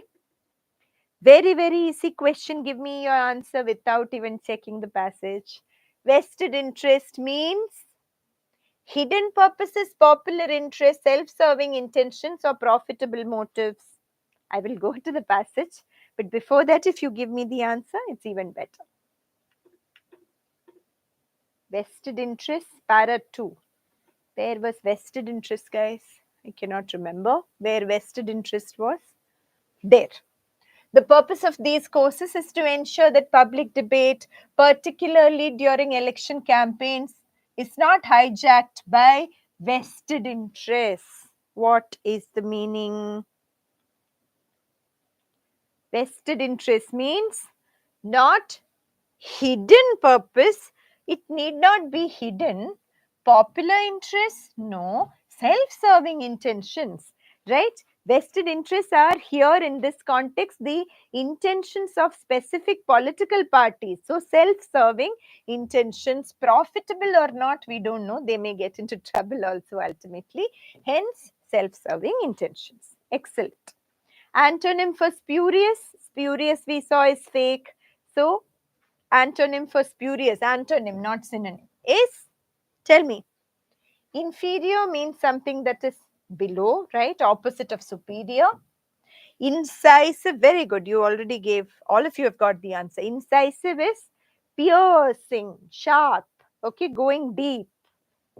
Dubious is doubtful, suspicious, sus in your generation's language. Genuine. Genuine is the opposite of fake or spurious. And last question. The writer of the passage calls social media the present day version of the Roman Forum because it is a space for the Roman Forum. They haven't mentioned Roman actually, they've just called it Forum. But why have they called it? In what context have they called it? Let us see. Social media, they have called the modern version of forum. Yeah, where was that? Yeah, here. Here. Times have changed, but contemporary Italy is determined that its youth are prepared, as their ancient counterparts were, to engage meaningfully with the present day version of the forum, which is social media. Here, training in logic and rhetoric was meant to help privileged young men recognize spurious arguments and facts. Okay. So now in this context, why is he calling it a version of the forum? Because it is a space for carrying out political propaganda only, discussing ideas, nurturing political ambitions, or spreading spurious arguments. What is the answer here? Carrying out political propaganda alone? Can we eliminate that? Nurturing political ambitions, can we eliminate? Whose ambitions? They're not talking of any of that. Between B and D, you guys have put D for the previous question. I think for this question, writer of the passage called social media the present day version of the Roman Forum because it is a space for discussing ideas or it is a forum for spreading spurious arguments. Can you say its intention is to spread spurious arguments? You have to recognize good ideas and bad ideas, right? That doesn't mean that social media is a forum for spreading wrong ideas or fake ideas. It is a forum for discussing ideas, and in the discussion, you will see good and bad. Correct? Hence, the similarity between the Roman Forum and the social media is that both are avenues for discussing ideas. The answer is B. Okay, guys? Yeah, that brings us to the end of the questions here. I have a few tips for you before we move on to quant. Okay? And like a student suggested, we will give you a short break also. Yeah? Any questions for me in the meanwhile while I run you through the tips? Some of these tips we already discussed during the session. If you have any questions for me in the meanwhile, quickly put them in the chat box, okay? So you saw how we went about the session today. As I told you several times today, please look for questions that you are most comfortable with. For majority of the students, the shorter questions are the ones they are more comfortable with. So fill in the blanks are usually very easy. If you don't know a word, you know you don't know that word and you can leave it. Otherwise, they are very, very easy. Idioms and phrases, vocabulary, and grammar. Okay, grammar, couple of you told me that that is a problem area. Those students can keep it for the end. Okay, then when you go through these questions also, no, quickly mark the ones that you are sure of. The ones that you are not very sure of, don't just put inky pinky ponky there. Okay, please don't do that, because it has negative marking, right? So you can hold those questions there, mark them for review, hold them, quickly mark the ones you are very confident of. Hmm? This applies to all sections actually. Then para questions and RC need time, but don't just skip them just because you don't have time. You have to budget your time wisely right from the beginning of the section. Yes, yes, you will get a 10-minute break. 2 seconds, I'll finish this and then you will get a 10-minute break, I promise. I know it is strenuous. You will get a 10-minute break before the quant session. Okay. Yeah. So do not just blindly decide I will skip RC or I will skip para. Why? Because guys, you don't know whether there will be difficult questions in vocabulary or grammar, right? So if you start with a strategy saying I will only do vocab and grammar, what if those questions are very tough and you have easy RC questions? You saw today RC is not very tough, right? So don't blindly decide I will do only this. Okay, then revisit the passage when the options are confusing. That we saw, I demonstrated how we do that. And yes, don't take any blind guesses. While you do need a certain number of attempts, you do need a high number of attempts. Don't take blind guesses. It is better to leave a question than end up with negative marks. Okay, that's it. So next session is quantitative ability. We will have a 10-minute break and then move on to the quantitative ability session. Okay. Thank you guys. Stay tuned. The session will start soon. Okay. Thank you everybody. All the very best. Do your best. Okay. Fine.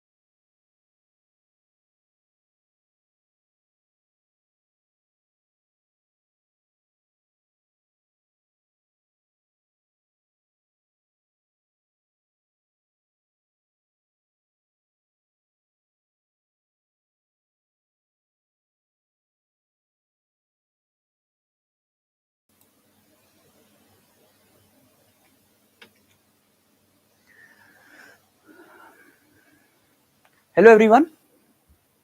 I hope I am audible. All right, I am audible. Okay, so let's get started. So you're just done with the verbal part of the test. We shall be taking up the quantitative ability part. So if any of you have attended the session last week, so you would recall that what exactly did we do there?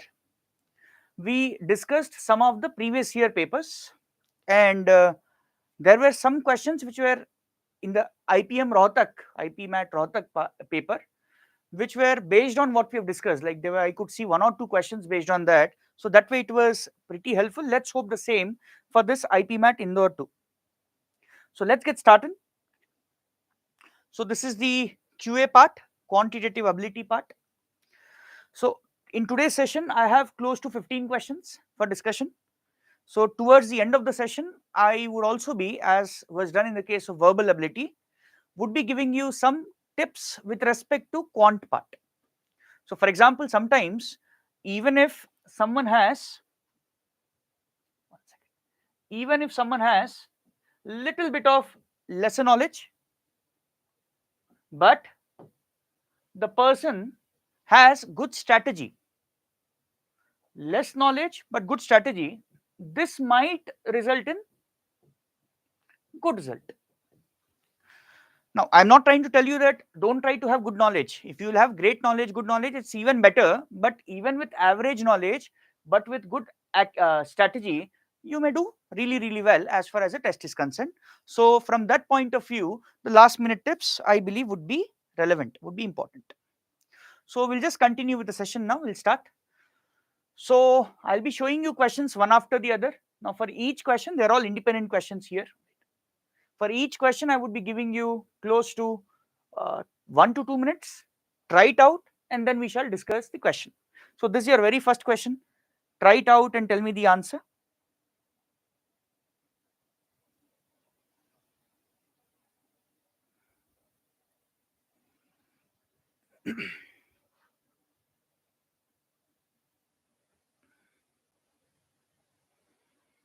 So this is from your PNC, in case you have realized it already.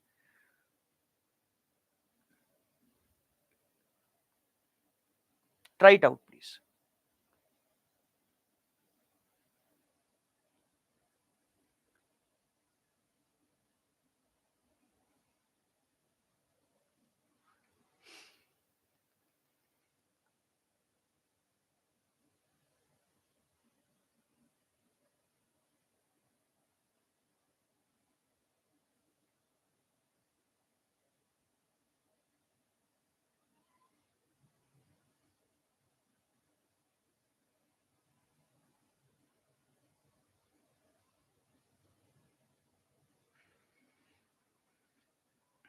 Okay.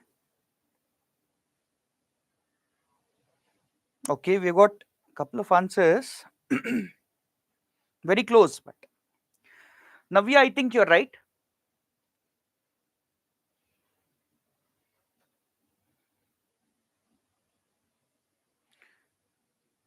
Is the answer 10. Okay. We'll see. Let's get started. Let's discuss this problem. So the problem says there are 5 parallel lines on a plane. So suppose the parallel lines as follows. Second line, third, fourth, and fifth. There are 5 lines that we have like this. And there are n other lines which are perpendicular to this 5 parallel lines. So n lines suppose are like this. First line, second line, third line, fourth line, so on, nth line, n minus 1 and nth line, like this. If the number of distinct rectangles formed by these lines is 360. Now, by the way, how do we form a rectangle here?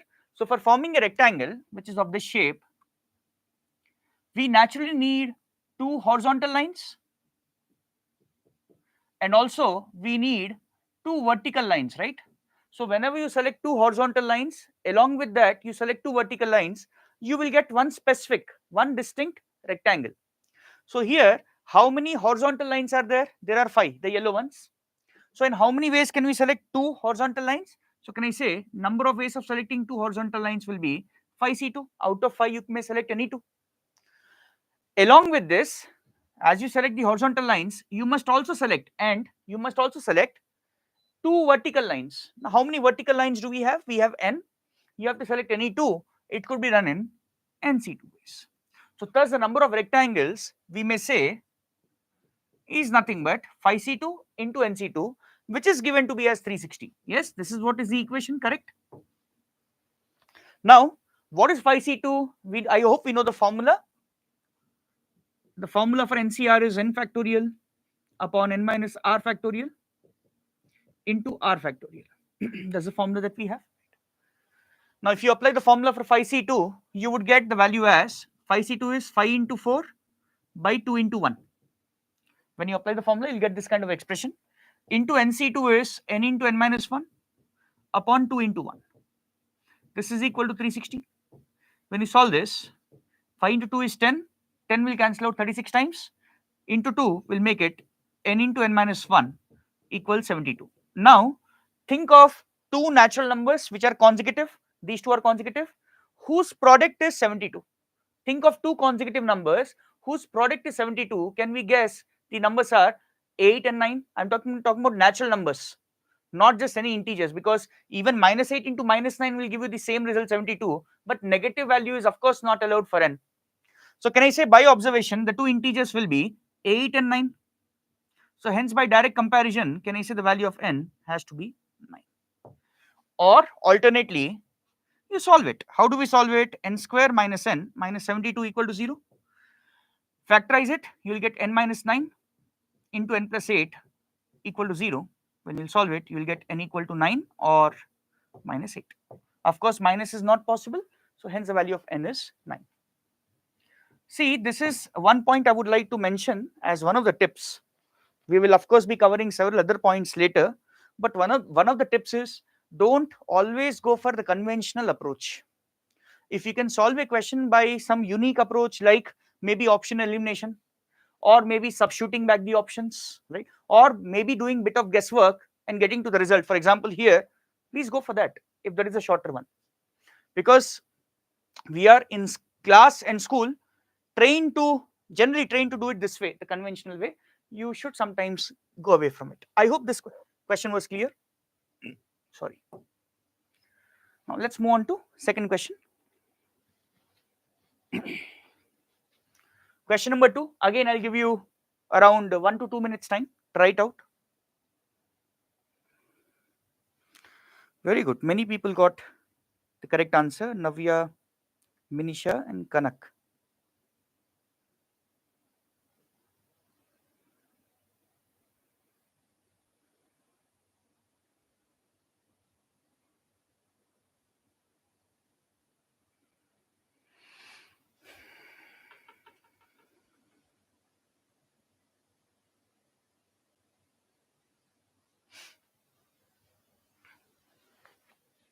These are all old questions, actual IPM Indore questions, as you can see in the reference given under the question.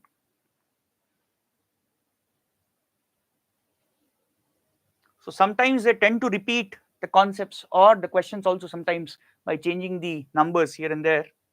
So that way, just revisiting the old questions could be beneficial for the student.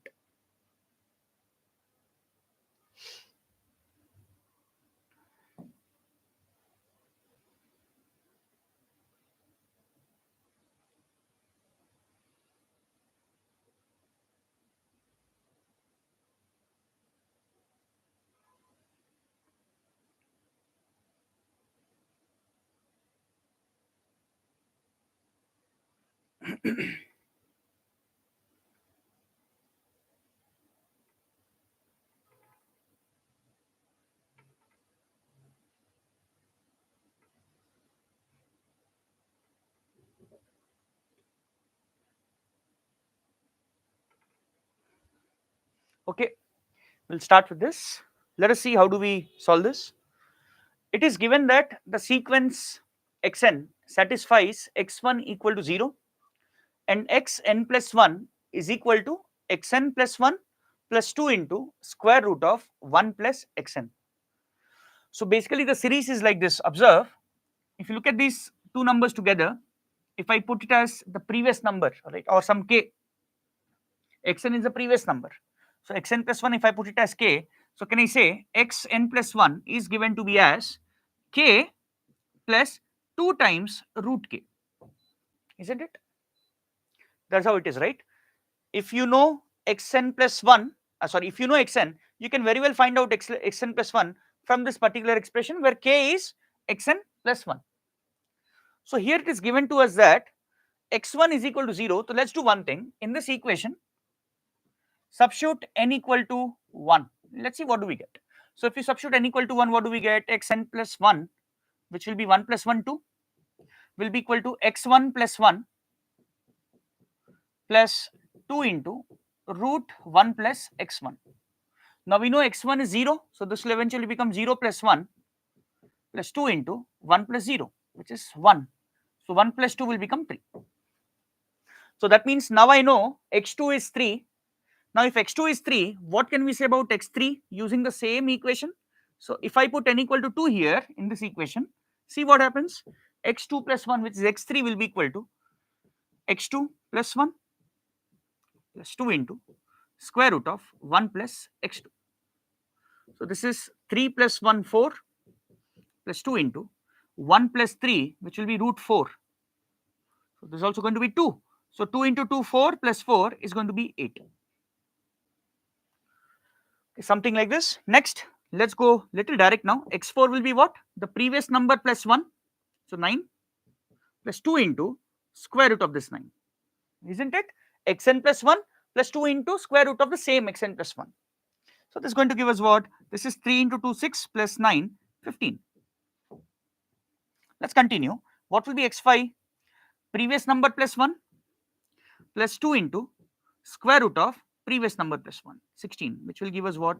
2 into 4, 8. 8 plus 16 is 24. Now tell me, do you realize or observe something here? Is there a pattern that is generated? Do we have a pattern here? Please observe. I'll just try to highlight the pattern. You know that x1 is 0. That's given. x2 is 3.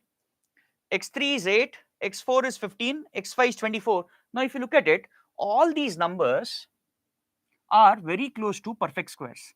So basically these numbers plus 1 is a perfect square. 3 plus 1 is 4, 2 square, x2, 2 square. 8 plus 1 is 9, 3 square, x3, 3. 15 plus 1 is 16, 4 square, x4. 24 plus 1 is 25, 5 square. Right? So can we say, generalize and say, xn in general, by this observation, if we continue like this, we can also prove it. Xn is going to be, can I say, n square minus 1. x5 is 5 square minus 1. x4 is 4 square minus 1, so on. So xn will be n square minus 1. He's asking us for what? x31. Can we say x31 then will be nothing but 31 square minus 1. 31 square we should all know is 961. So hence the answer is 960. Okay. So the answer here is going to be 960. So some of you have got it right. Purva, Navya. I hope people who haven't got it right have understood why they have missed the answer. Right. Okay. Let's move on. Now the third question. So this is from your graphs area.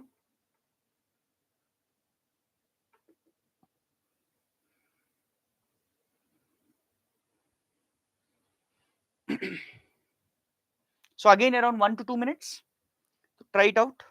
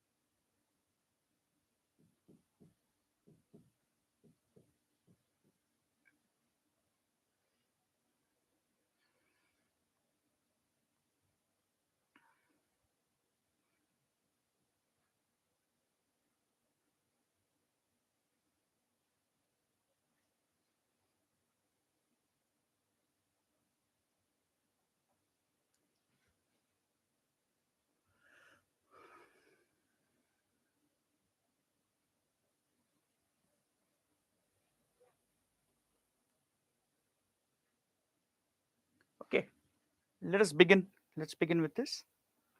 So the question says the area enclosed by this particular inequation, which would of course translate to a graph here, is how much? So let's try to figure that out. So for figuring it out, let's do the following. Now this particular inequation has a modulus in it, in that particular inequation, as you can see, and modulus behaves differently based on whether the sign of the variable inside the mod is positive or negative. So for example, if x is negative, then this mod x will become minus x, right? And if x is non-negative, greater than or equal to 0, then mod x will become simply x. So let's focus on that. So can we say that particular inequation, if you take it in the first quadrant, quadrant 1, where both x and y are positive, so can I say the inequation will simply translate to in q1. So in q1, what will it become? It will be 2x plus 3y less than or equal to 6. First, let's try to plot the line 2x plus 3y equal to 6 before we plot this inequality. So when you plot 2x plus 3y equal to 6, what do we get here? So the x intercept will be obtained by putting y equal to 0, that's 3 comma 0, and y intercept will be obtained by putting x equal to 0, which is 0 comma 2. So this is the line that we have in the first quadrant, and we want this inequation. Now this particular inequation, can I say, so this line if you will see is dividing the quadrant 1 into two parts, the above part and the below part. Now here, should I take the above part or the below part will be decided by the origin test. Now what do we mean by origin test? I hope we know that. So substitute the origin in this inequality and see if it satisfies or not. So if you substitute origin, 2x plus 3y, 2 into 0 plus 3 into 0, 0 less than or equal to 6, it satisfies. Hence it would be the below region, this region. So 2x plus 3y less than or equal to 6 would be represented by the shaded area, you can say. Now similarly, if you look at quadrant 2, what will happen in quadrant 2? In quadrant 2, your x is negative, y is positive. So that means this inequation will change as mod x will become minus x, mod y will become y. So here, how would this graph look now? So first let's consider the line again. So minus 2x plus 3y equals 6. So the x intercept will be obtained by putting y equal to 0. So x intercept is going to be minus 3 comma 0, and y intercept is going to be same, 0 comma 2. And similarly, when you apply the origin test, you shall get this below region.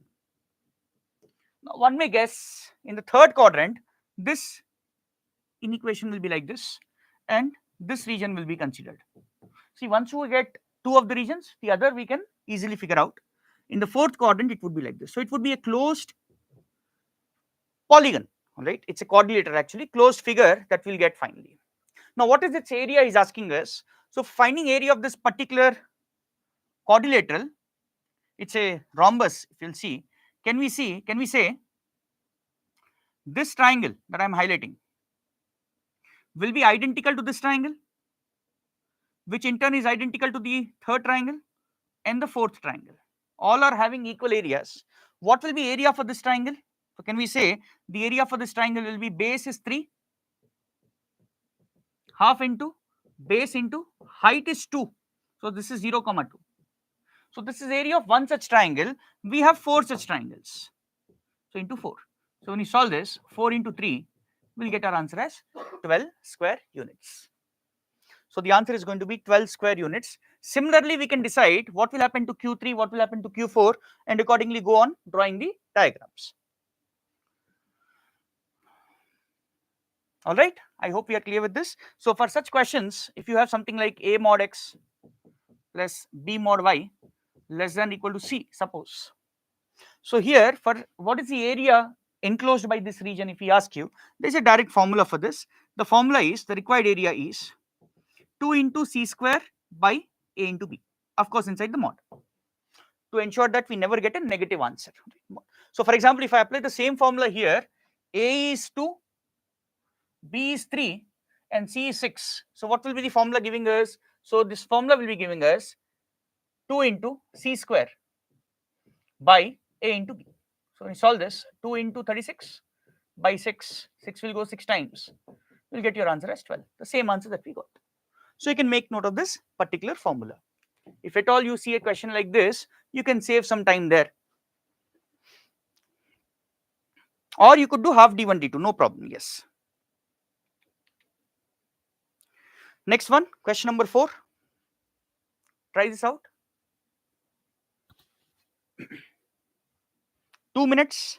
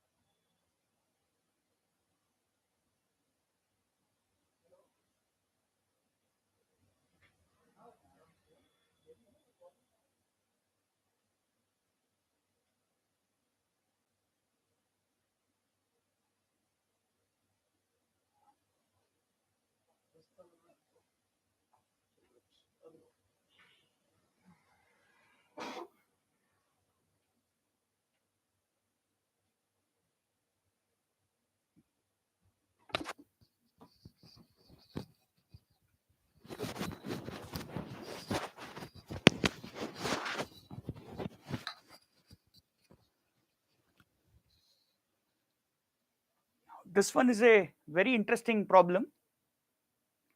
So I hope you have, some of you have cracked it.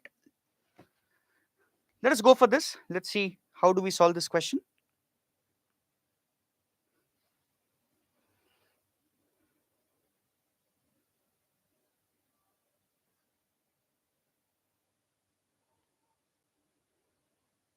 Okay. So this question says a new sequence is obtained from the sequence of positive integers 1, 2, 3, so on. Right. When he says positive integers, the sequence will be like this, right? 1, 2, 3, 4, 5, 6, 9, 10, 11, 12, 13, 14, 15, 17, and so on, like this. This will continue. Now,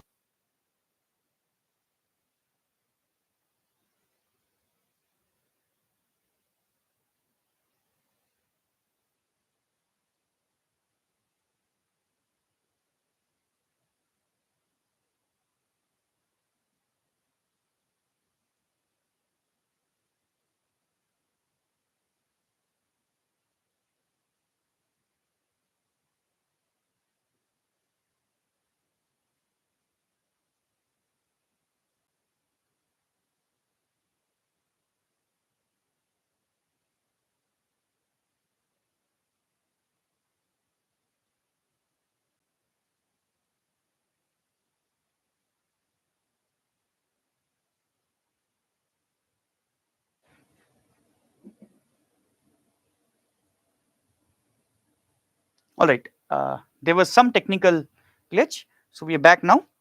So this is a series, and here just visualize what would happen if I remove all the perfect squares. Let's do that. So for example, right now I have 17 terms, right? And if you notice, right till 17, I have 4 perfect squares in between, 1 square, 2 square, 3 square, and 4 square.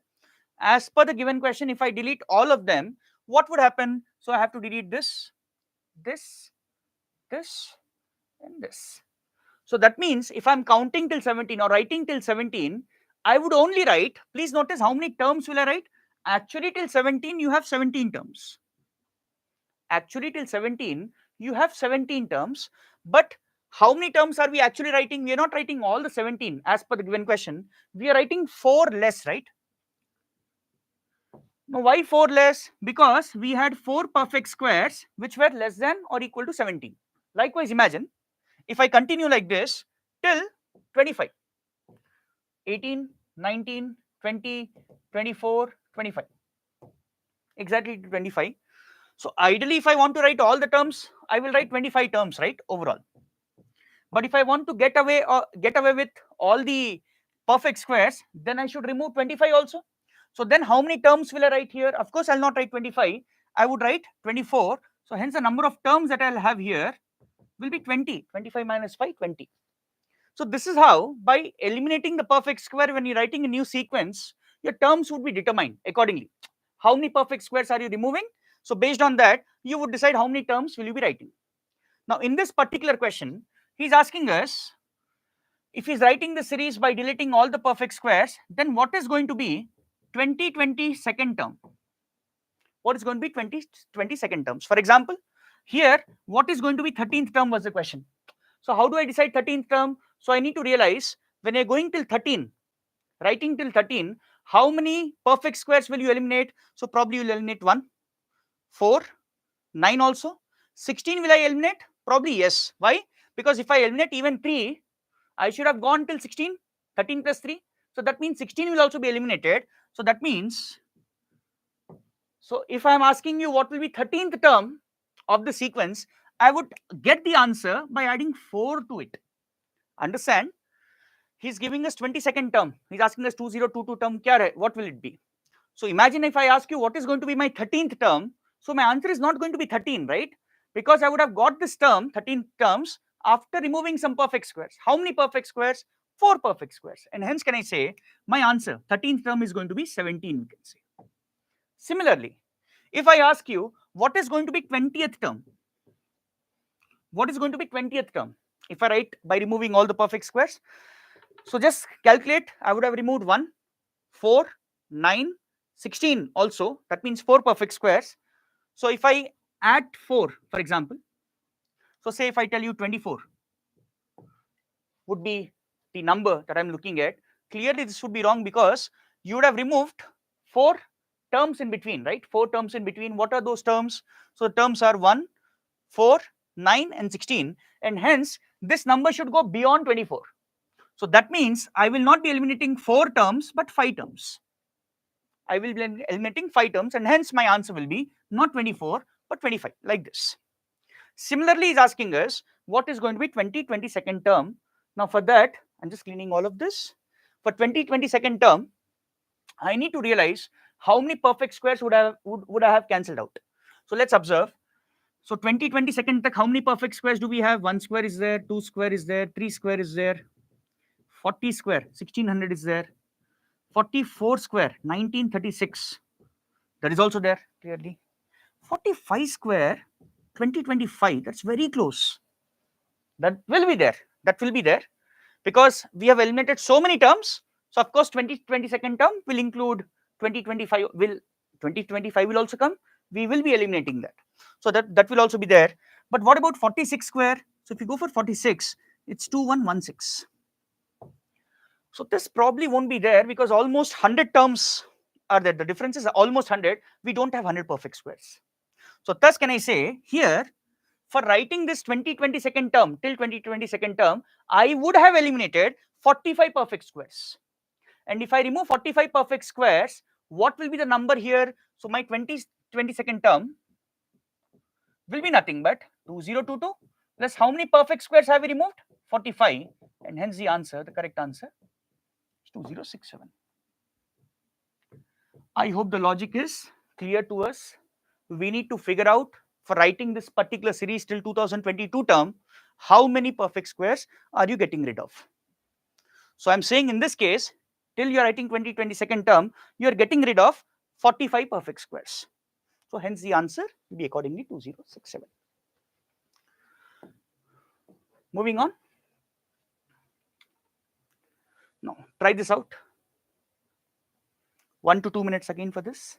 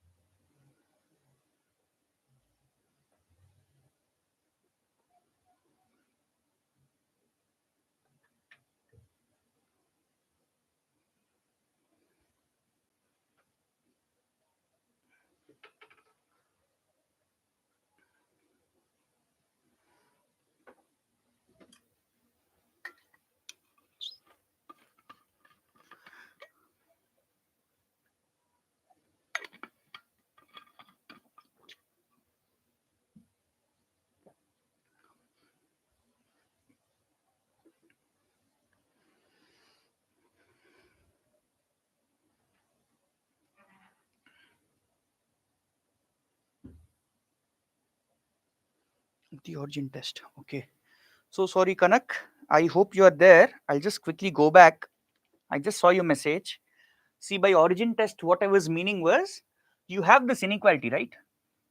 Now, this inequality or this line was represented by this thing right here.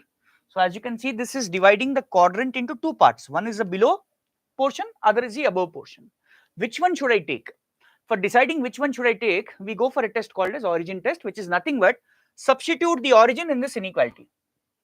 Substitute x equal to 0, y equal to 0 and see if it satisfies. Okay, that is how we apply the origin test. 32 is correct, Purva. Let's go for this. Let's discuss this. So the product of the roots of the equation. So what is the equation that we have? Let me write it down clearly. Log of 2 to the power log x to base 2 the whole square to the base 2 minus 5 into log x to base 2 plus 6 equal to 0. So here let's do one thing. We know one property in logarithm that logarithm of a to the power m to base some b is nothing but this power will come before the logarithm, log a to base b. Right? Let's do that. So here can I say log x to base 2 whole square will come before the logarithm,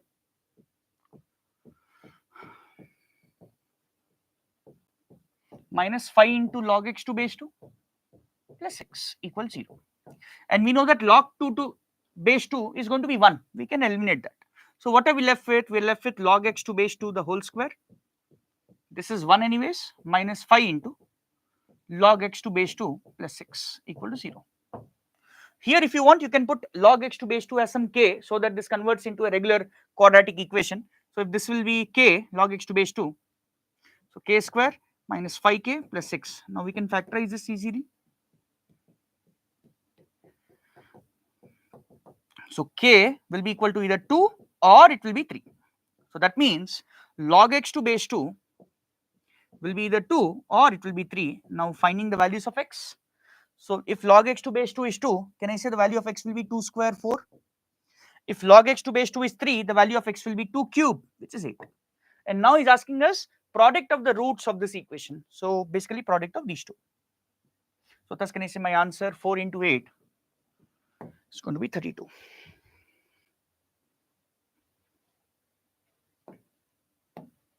All right.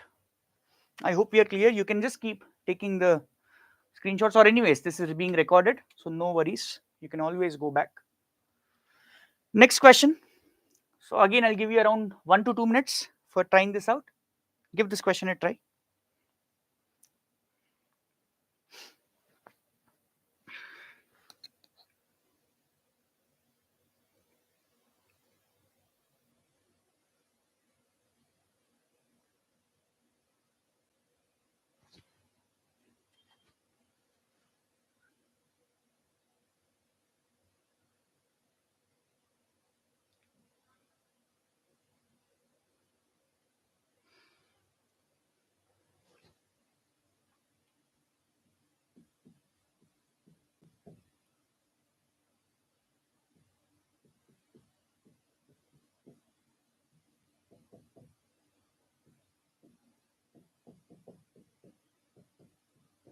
I'm just writing the given information, all right, I'm not starting with anything.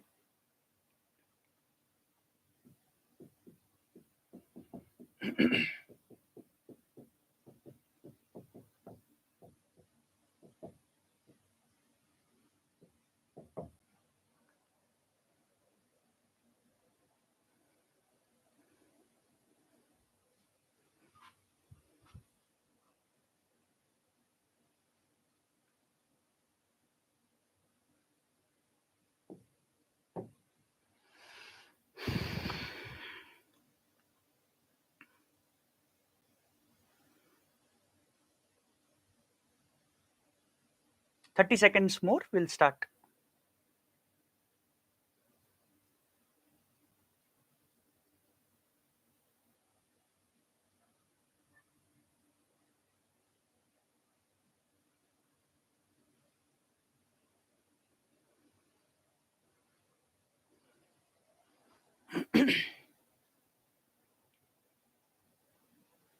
Okay, So let's get started. So before I continue with this question, I would like to just help you remind that if you divide any number by suppose 8, then in that case the remainder that you may get can be either 0 or 1 or 2 or 3 so until 7. So if the divisor is 8, the remainder can be maximum 7, right? It's always going to be less than the divisor, the remainder. Here likewise, this is what is given to us. We'll make use of it later, but look at this question. So there is some polynomial p of x. It is divided by this quadratic divisor, right? When you simplify, it's going to be x square term. So when you divide by quadratic divisor, can I say remainder cannot be quadratic?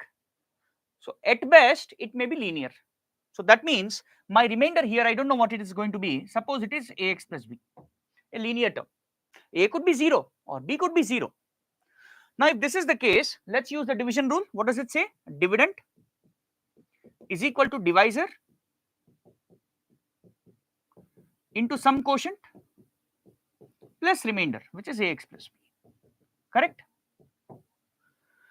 Now please note, what would happen if I put x equal to 1 here? What would happen if I put x equal to 1 here? So if I put x equal to 1, I'll get p of 1. This entire thing will become 0, is going to be a plus b, right? Similarly, what will happen in this equation if I put x equal to 2? Suppose x equal to 2, what would that give me? P of 2 is going to be 0, will be equal to 2a plus b. So p of 1 is this much, p of 2 is this much. But where do we get the value of p of 1 and p of 2? That could be obtained from here. Please note the given information. Can I say, he says p of x when divided by x minus 1. So divisor is x minus 1. So dividend will be equal to divisor into some other quotient plus remainder, correct? And similarly, second information, dividend will be equal to divisor into some third quotient. I'm writing it as q2 of x plus the remainder. Now please note, in this equation what will happen if I put x equal to 1? So p of 1 will be how much? This is 0, 0 plus 2, it will be 2. So that means p of 1 value is going to be 2. So can I write a plus b is 2? Similarly, in this equation substitute x equal to 2. What do we get? So p of 2 value, this is going to be 0 entirely, is going to be 1. So that means the second equation that we have, p of 2 is 1. So 2a plus b is 1. Now solve it by simply subtracting it. We'll get the value of a as minus 1. And if a is minus 1, the value of b is going to be 3. And hence the question, what is the remainder when I divide the given polynomial by x minus 1 into x minus 2? The remainder is going to be ax plus b. What is a? A is minus 1. So my answer, I'm writing it here, will be equal to minus x. A is minus 1 plus 3, b is 3. So that is 3 minus x. So I should be searching for this option, which is found in the second option choice.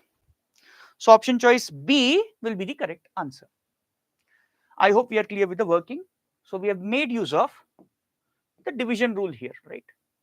The properties of remainders or division rule here. I hope we are clear. Moving on. Now this is a very interesting problem. Give this question a try. So I'll give you around 2 to 3 minutes time for this because this could be time taking.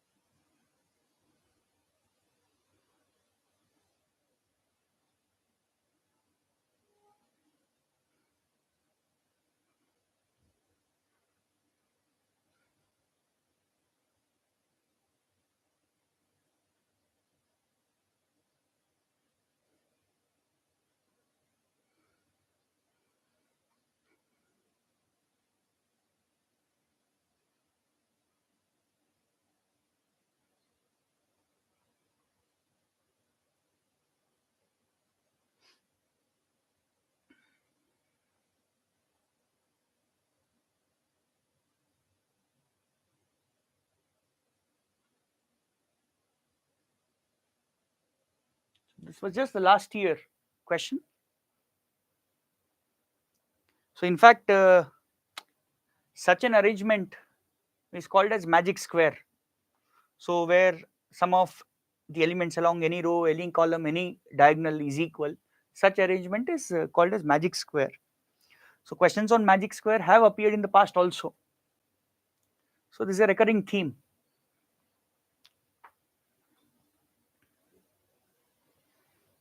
Okay, I think we'll start now.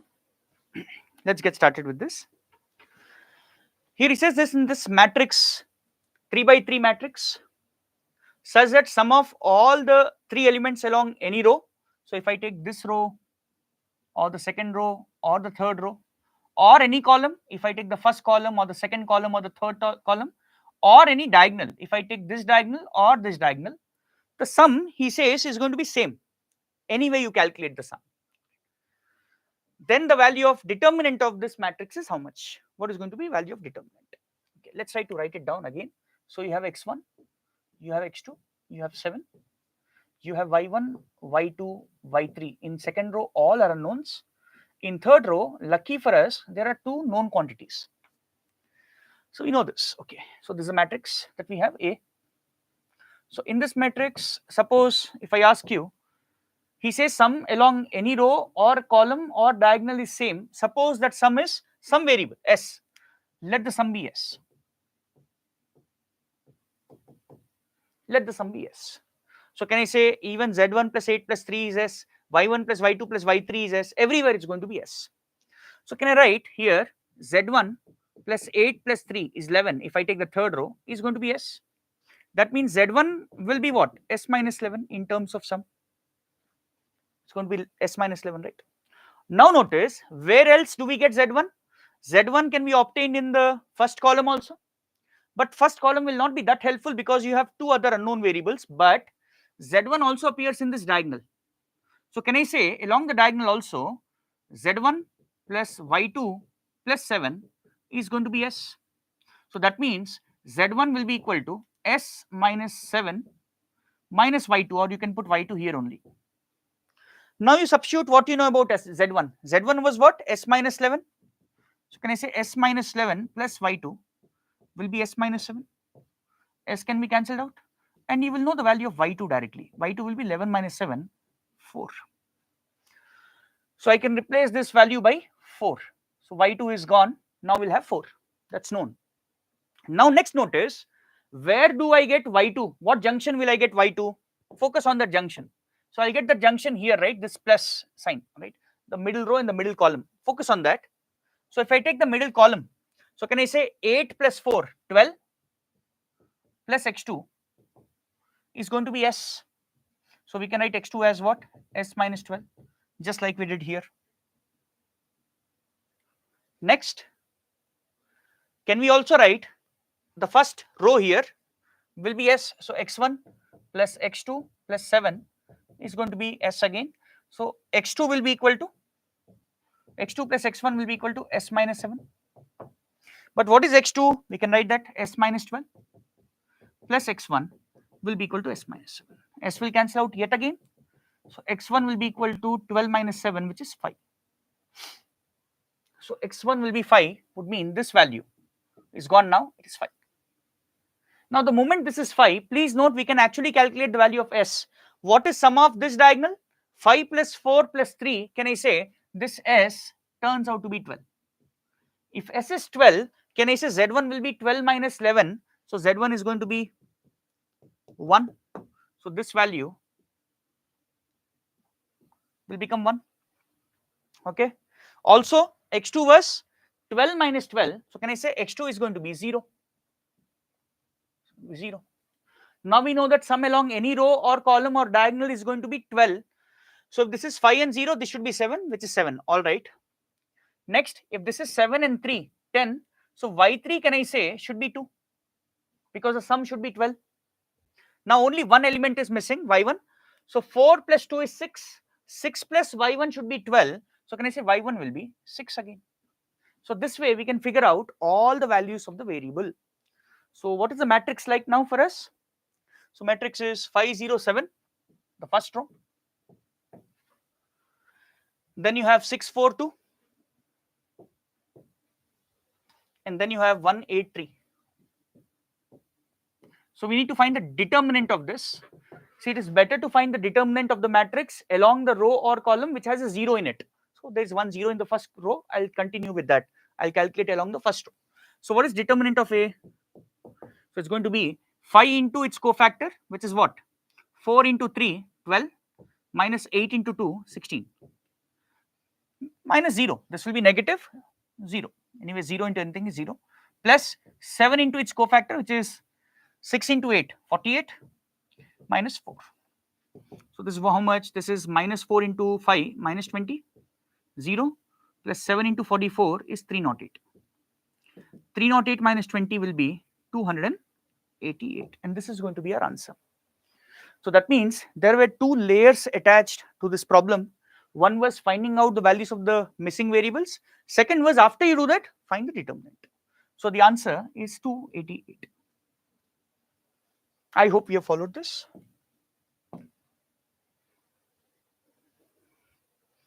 Y2 is equal to 4, x1 is equal to 0. No, x2 is equal to 0. If you put x1 as 0, this diagonal will not have sum of 12, na? That is why. Next one, question number 8. You may try this again.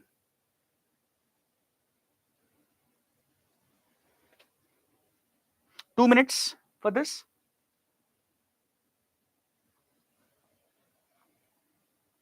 Yeah. Yes, Kanak. This is a very long question. So definitely we'll talk about this in our last minute tips. We will talk about it, right? So in the exam, of course, it's not essential to answer all the questions, right? The cutoff is typically what? So roughly, I would say in the MCQ part, if you do like around 15 questions, that's a great job done. And likewise in the essay questions, even if you do like around 7-8 questions, that's a good job done. So of course, you can skip a few questions. Longer one, I will skip for sure. We'll talk about that. See, the reason I am taking up these questions here is because there is something to learn. So imagine you don't get the same problem, but a problem on magic square. So you should know how do we deal, because we have covered at least one example on that.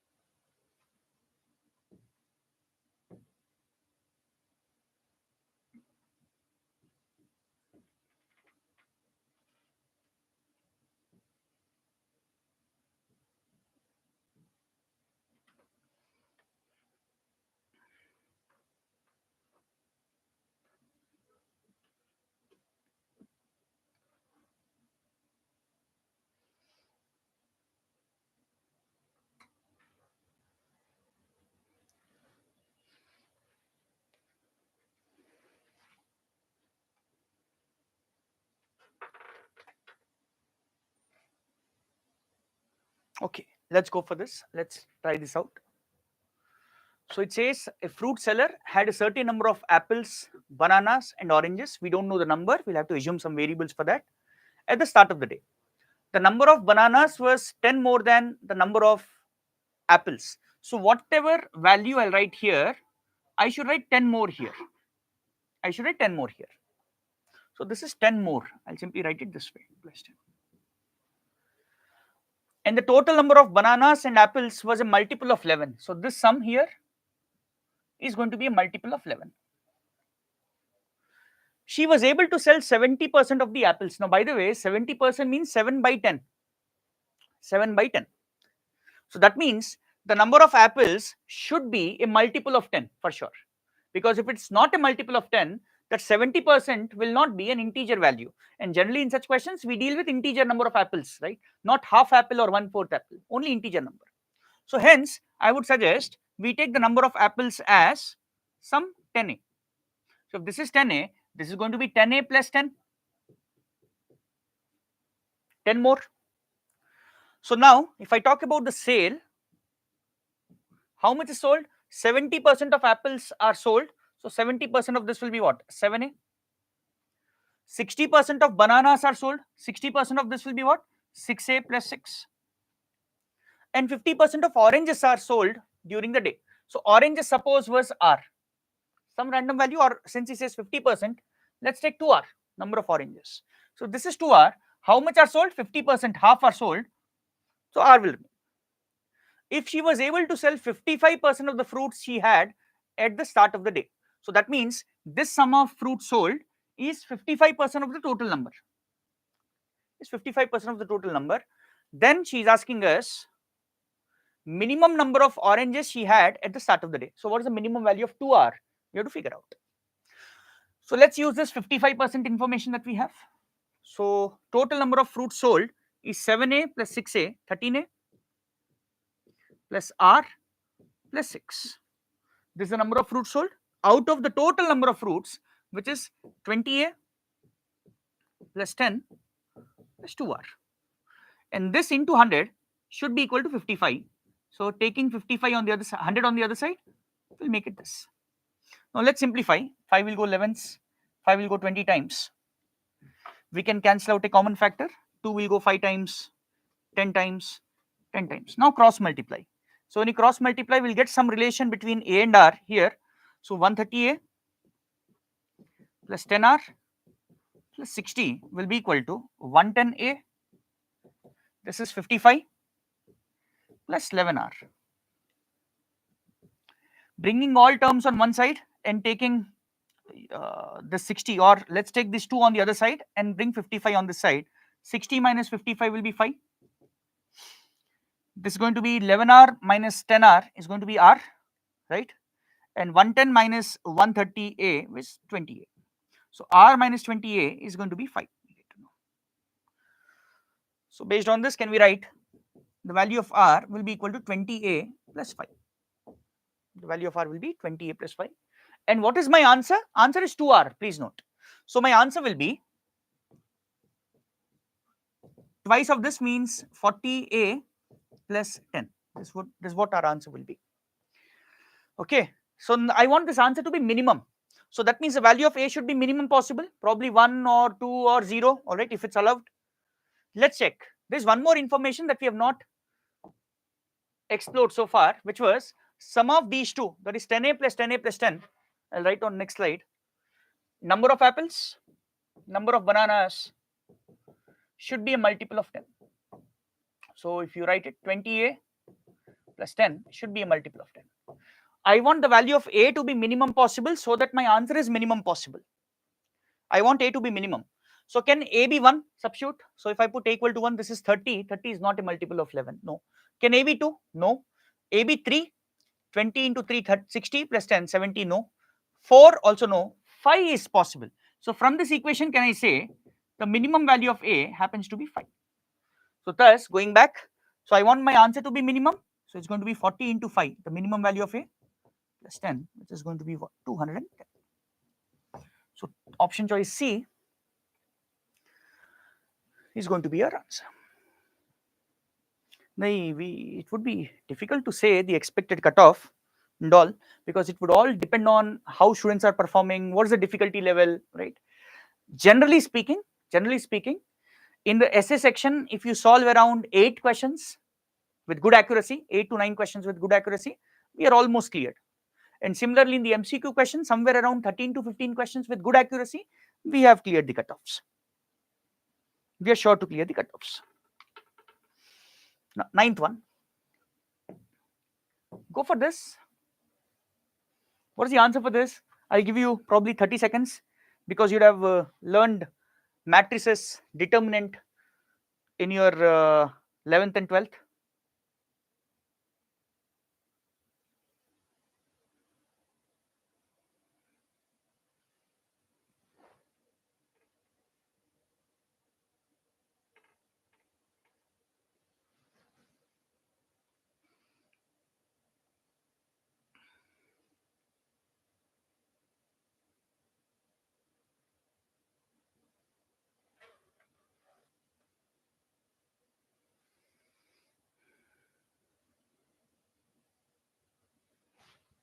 Okay, I hope you're already done with this, right?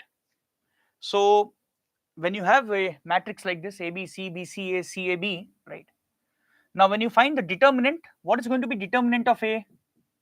So I'll expand it along the first row, suppose. So it's going to be A into its cofactor, which is BC minus A square, minus B into BACB. We take this, right? B square minus AC plus C into, what is its cofactor? It is AB minus C square. Now expand, you will get minus A cube minus B cube minus C cube plus 3ABC. Take minus common. So A cube plus B cube plus C cube minus 3ABC. He says ABC are all integers and they are all greater than 0. What can we say here? Is it positive? Kanak? Okay, let's see. What can we say about this term? Let's observe. So A cube plus B cube plus C cube minus 3ABC is a well-known expression. It has a particular factorization available. You should know this. So A cube plus B cube plus C cube minus 3ABC is factorized as A plus B plus C into A square plus B square plus C square minus AB minus BC minus AC. This is the factorization. However, here I would like to write it, the second term, slightly differently. We can also rewrite this expression as, we can write it again as half of A minus B the whole square plus B minus C the whole square plus C minus A the whole square. You can just open up the brackets and see whether you get the same expression or not. You will get same expression. So how much is this exactly? Minus half will come outside. A plus B plus C into A minus B whole square plus B minus C whole square plus C minus A the whole square. Now A, B, C are all positive integers.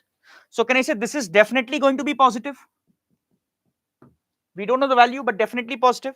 Now can I say this is also definitely going to be positive because A is greater than B. So A minus B is never going to be 0. So it's going to be a positive number. So positive number square and some other squares are definitely going to be positive. Half is anyways positive. So overall, can I say positive into positive into positive will become positive, but please note you have a negative in front. So thus overall product will become negative. So hence can I say this determinant of this matrix is going to be a negative value. So option choice C will be the correct answer.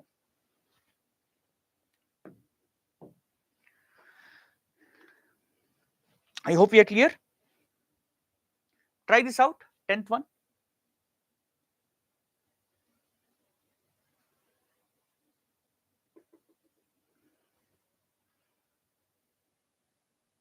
So this I believe will not be a long question. Just try it out.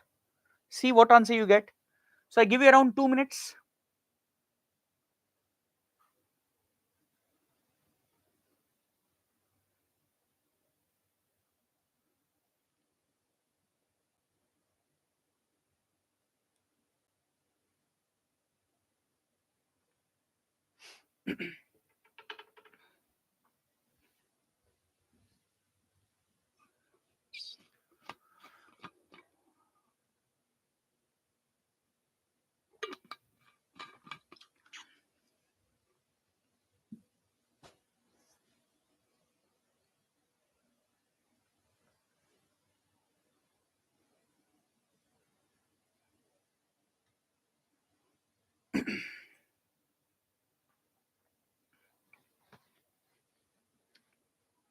This is arithmetic now. For example, this is one arithmetic question. This is from time, speed, distance topic.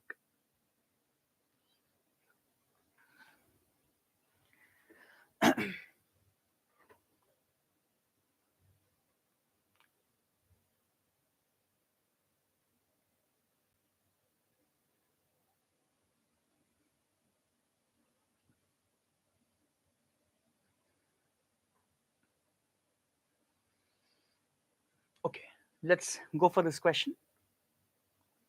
Let's think about it and let's think logically because this is an arithmetic question. Can we solve it with least calculations? Let's try to do that.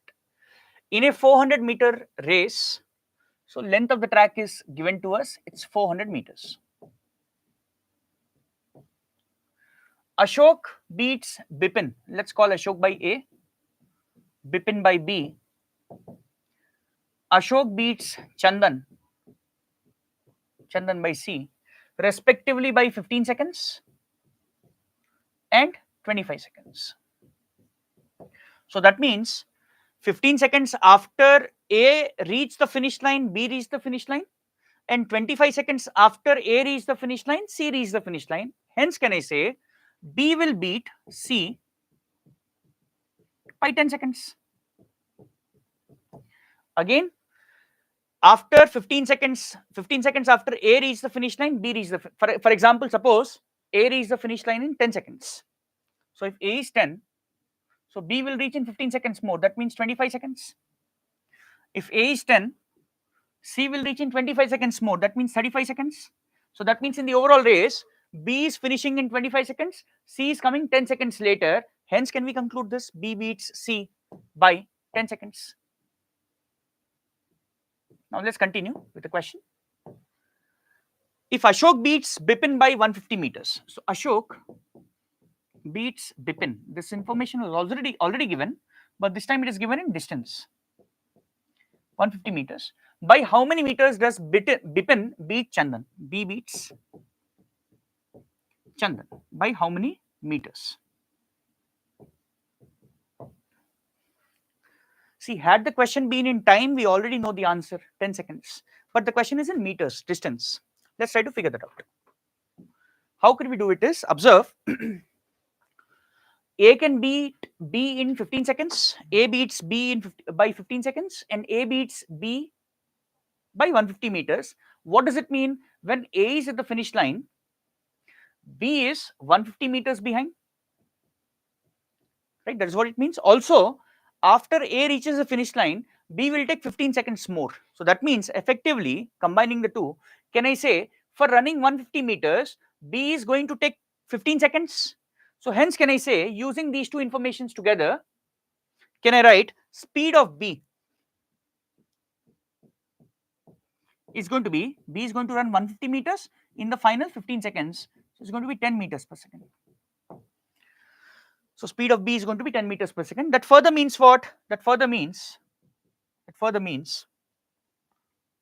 time taken by B for the race for 400 meters is going to be how much? Distance to be run by, can I say, what is the speed? 10 meters per second. So 40 seconds. So if B takes 40 seconds, can I say C will take 10 seconds more? So this further means time taken by C for the race is going to be 50 seconds. So that means C is able to run 400 meters in 50 seconds. That would mean what? Speed of C is 400 meters run in 50 seconds, which is 8 meters per second. So effectively, we know speed of B also. Based on that, we could calculate speed of C also. So let's continue on the next slide. Once you know speed of B and speed of C, can I say speed of B is to speed of C is nothing but 10:8, which is nothing but 5:4 when you simplify. What does it mean? This means the time in which B will run 5 meters, C will run only 4 meters. So can I say in a race which is 5 meter long, in a 5 meter long race, can I say B beats C by 1 meter? Because in 5 meter long race, the time in which B will cover 5 meters, C will cover 4 only. So he'll be behind by 1 meter. So B beats C by 1 meter, we can say. But here, please note the length of the track is 400. So that means it's 80 times. So thus, can I say similarly, in a 400 meter race, B will beat C by, this will also become 80 times. My answer is 80 meters. So the answer here for this question is going to be third option choice. Okay. I hope we are clear with this. Moving on. So this is how we could logically solve it without using a lot of equations and all. we could get to our answer by using simply ratio of numbers and all. Now, next question. I'll just give you a minute for this, see if you get the answer.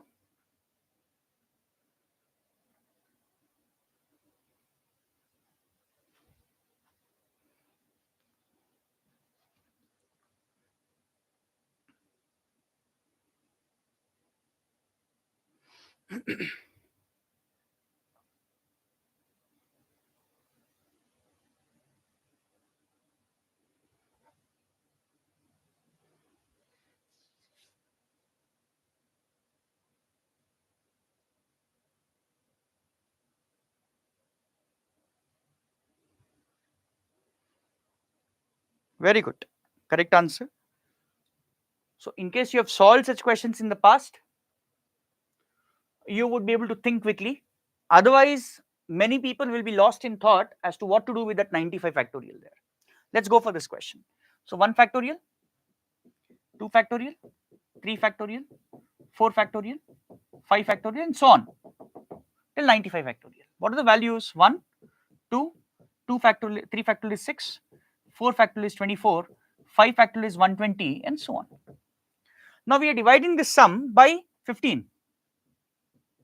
Now can we note, please note, 120 is divisible by 15.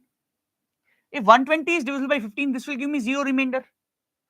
And if 5 factorial itself will be divisible by 15, can I say 6 factorial will also be divisible? 7 factorial will also be divisible, because 7 factorial is what? 7 factorial is nothing but 7 into 6 into 5 factorial, isn't it?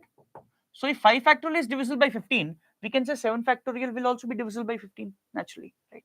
So here all these numbers are going to give us 0 remainder. That's the point to be noted. See, the moment we realize that 95 factorial has no significance at all, now what are we left with? We are left with the small sum here. So 30 and 33. So this 33 will give us some remainder. What's the remainder? We can do it manually also. 15 goes twice, and the remainder is going to be 3. A very, very direct question from your IPMAT Indore. Next question. Now try to look at this question, solve it.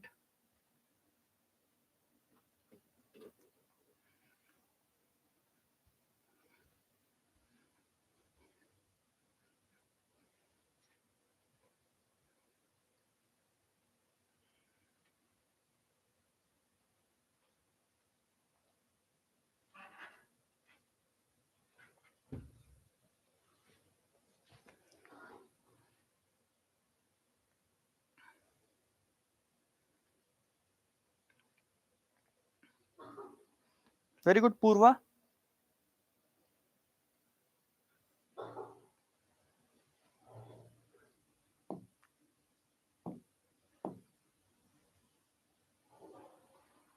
Yes, Devyansh. Absolutely correct, both of you. So this is a question which actually needs not a lot of solving, but understanding. So if you look at this question, it says consider an 8 by 8 chessboard. So let's take it up here. So this is a chessboard that we are talking about. Consider an 8 by 8 chessboard. The number of ways 8 rooks.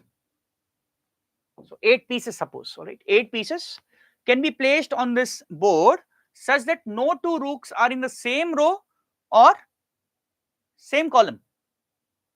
No same row, no same column, right? In how many ways can we place these 8 pieces here? So firstly, please understand,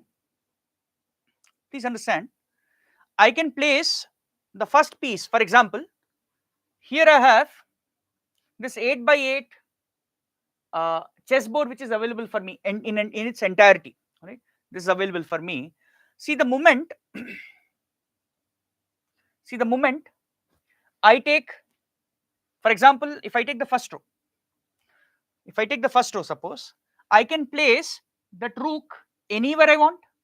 So that means I can place it in 8 ways. I can place it here or here or here or here or here. I can start with any row for that matter. Just for the sake of discussion, I'm starting with the first row. So can I say the first piece can be placed in any of the rows in 8 ways? So first piece, I'll just write it in yellow. So the first piece can be placed in 8 ways. I hope you understand. We can place it anywhere. For the sake of discussion, suppose we have placed the rook here.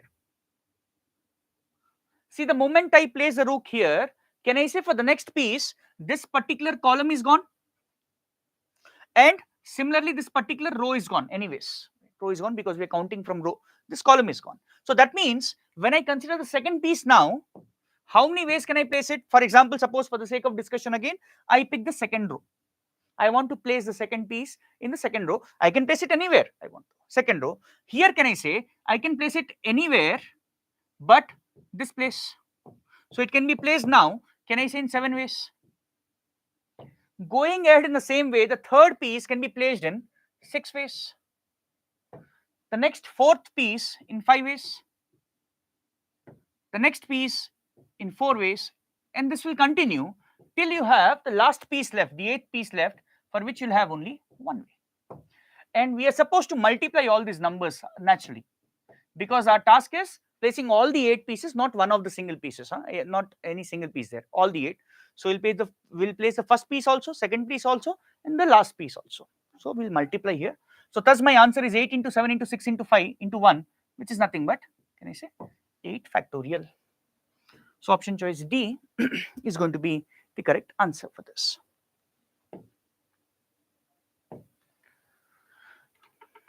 Next, question number 13. So this is on trigonometry. Try it out.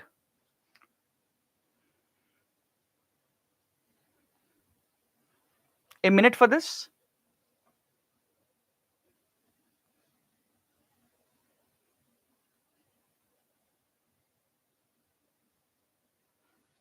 So there is arithmetic progression usage.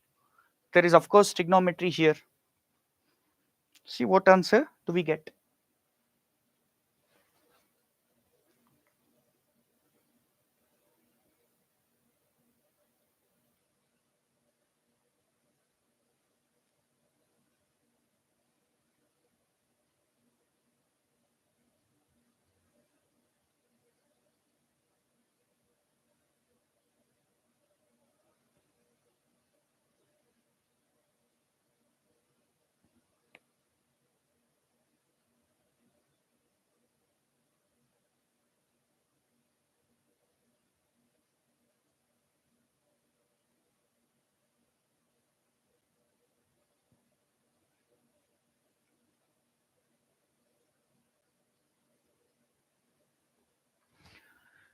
Okay, let's go for this. If the angles ABC of a triangle are in arithmetic progression such that sine of 2a plus b is half. So we know sine of what angle is half, right? So we know sine 30 is half. So can we conclude here 2a plus b must be 30 degree? That's one very direct conclusion that one may make, not looking at the other conditions. But please note, what does it say? ABC are in AP. So that means we know one property. Sum of the angles in a triangle is 180 degree. If they are in AP, can I say sum of the other two terms, the first and third term, will be equal to twice of the middle term? That's the condition for AP. So here can we put A plus C as 2B. So B plus 2B is 3B equals 180 degree. So we'll get the value of B as 60 degree for sure. And see, the moment B is 60 degree, 2A plus B naturally cannot be 30. So then you need to think of some higher value. So what is the other value of sine, which will give us half as the value? So can I say the other value is naturally 150 degree. Sine 150 is same as sine 30, which is half. So B is given to be 60. So can I say 2A will be 150 minus 60 is 90. So A will be 45 degree.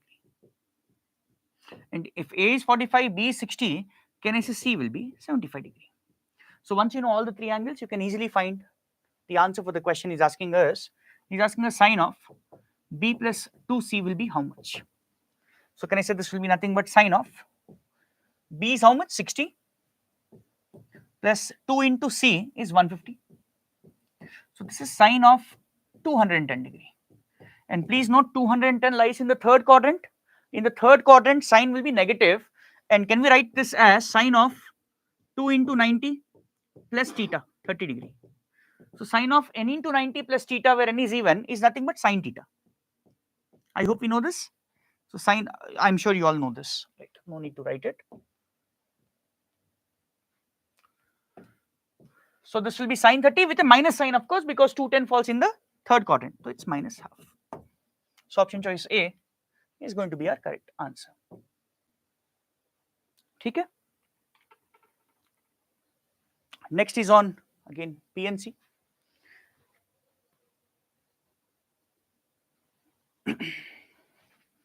Try it out. See, after this, the last two questions are 15th and 16th are going to be somewhat challenging. So give those questions a decent try. The next two questions. This one maybe we can start with it. Last session also we have taken up a question like this, if you remember, in the IPMAT Rohtak and Indore, the previous week session. Let's go for this directly. The number of solutions of this equation.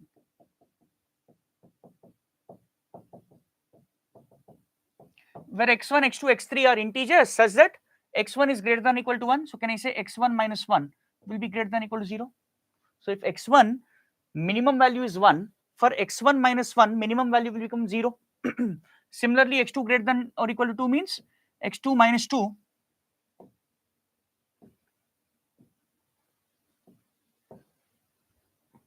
is greater than or equal to 0. x3, x4 anyways are greater than or equal to 0. So what do we do here is we are trying to bring everyone, each of the variable, to the same common denominator, greater than or equal to 0, greater than or equal to 0, everywhere the same minimum value. For doing that, I need to subtract 1 on both sides to balance the equation. For x2, I need to subtract 2 on both sides.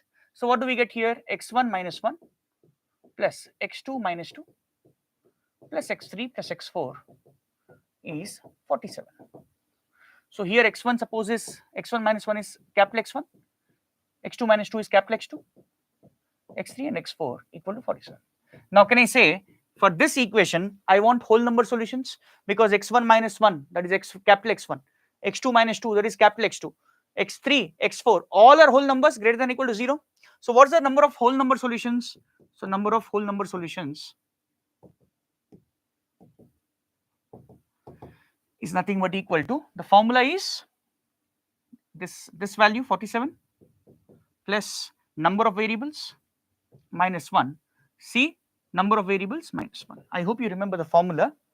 So x1, x2, if you have r variables equal to n, the number of whole number solutions is n plus r minus 1, C r minus 1. So this is how much? This is 50 C3. So how much is 50 C3? Let's calculate. So 50 into 49 into 48 by 6. 6 will go 8 times. 50 into 8 is 400. 400 into 49 will be 19,600. So option choice A is going to be the correct answer. I hope we are clear with this. Now the next question is interesting. Please look at this. So next question is on 2 slides. So this is the first slide. The following table shows the number of employees and their median ages in 8 companies located in a district. So there are 8 companies, for each company different number of employees, different median ages. It is known that the age of all the employees are integers. It is also known that age of every employee in A, so I'll write like this, age of every employee in A is strictly less than age of every employee in B. The age of every employee in B, this value is less than, strictly less than the age of every employee in C. And then he says so on. Age of every employee in G is strictly less than H. So we have 8 companies, A to H. For these 8 companies, the age of each employee in company A is less than age of each employee in company B, which is less than age of each employee in C, so until H. But nowhere he mentions the ages should be distinct. That's the key thing to note here. Distinct ages जरूरत नहीं है. हो सकता है they can be repeated ages, same age. The highest possible age of an employee of company A is what? So we want highest possible age of an employee of company A. So let's try to focus on that. Going back. So if you look at company A, we have 32 employees. with the median age of 24. What do you mean by median? The middle values. Now, in case of even number of employees, there will be two middle values. So, two middle values probably would be like 24, 24, or it could also be probably 23, 25. All right, but I'm taking 24, 24 case. So, out of 32 employees, 2 employees are already taken care of. I'm left with 30 employees. 15 will be above them, 15 will be below them. 15 employees above, 15 employees below.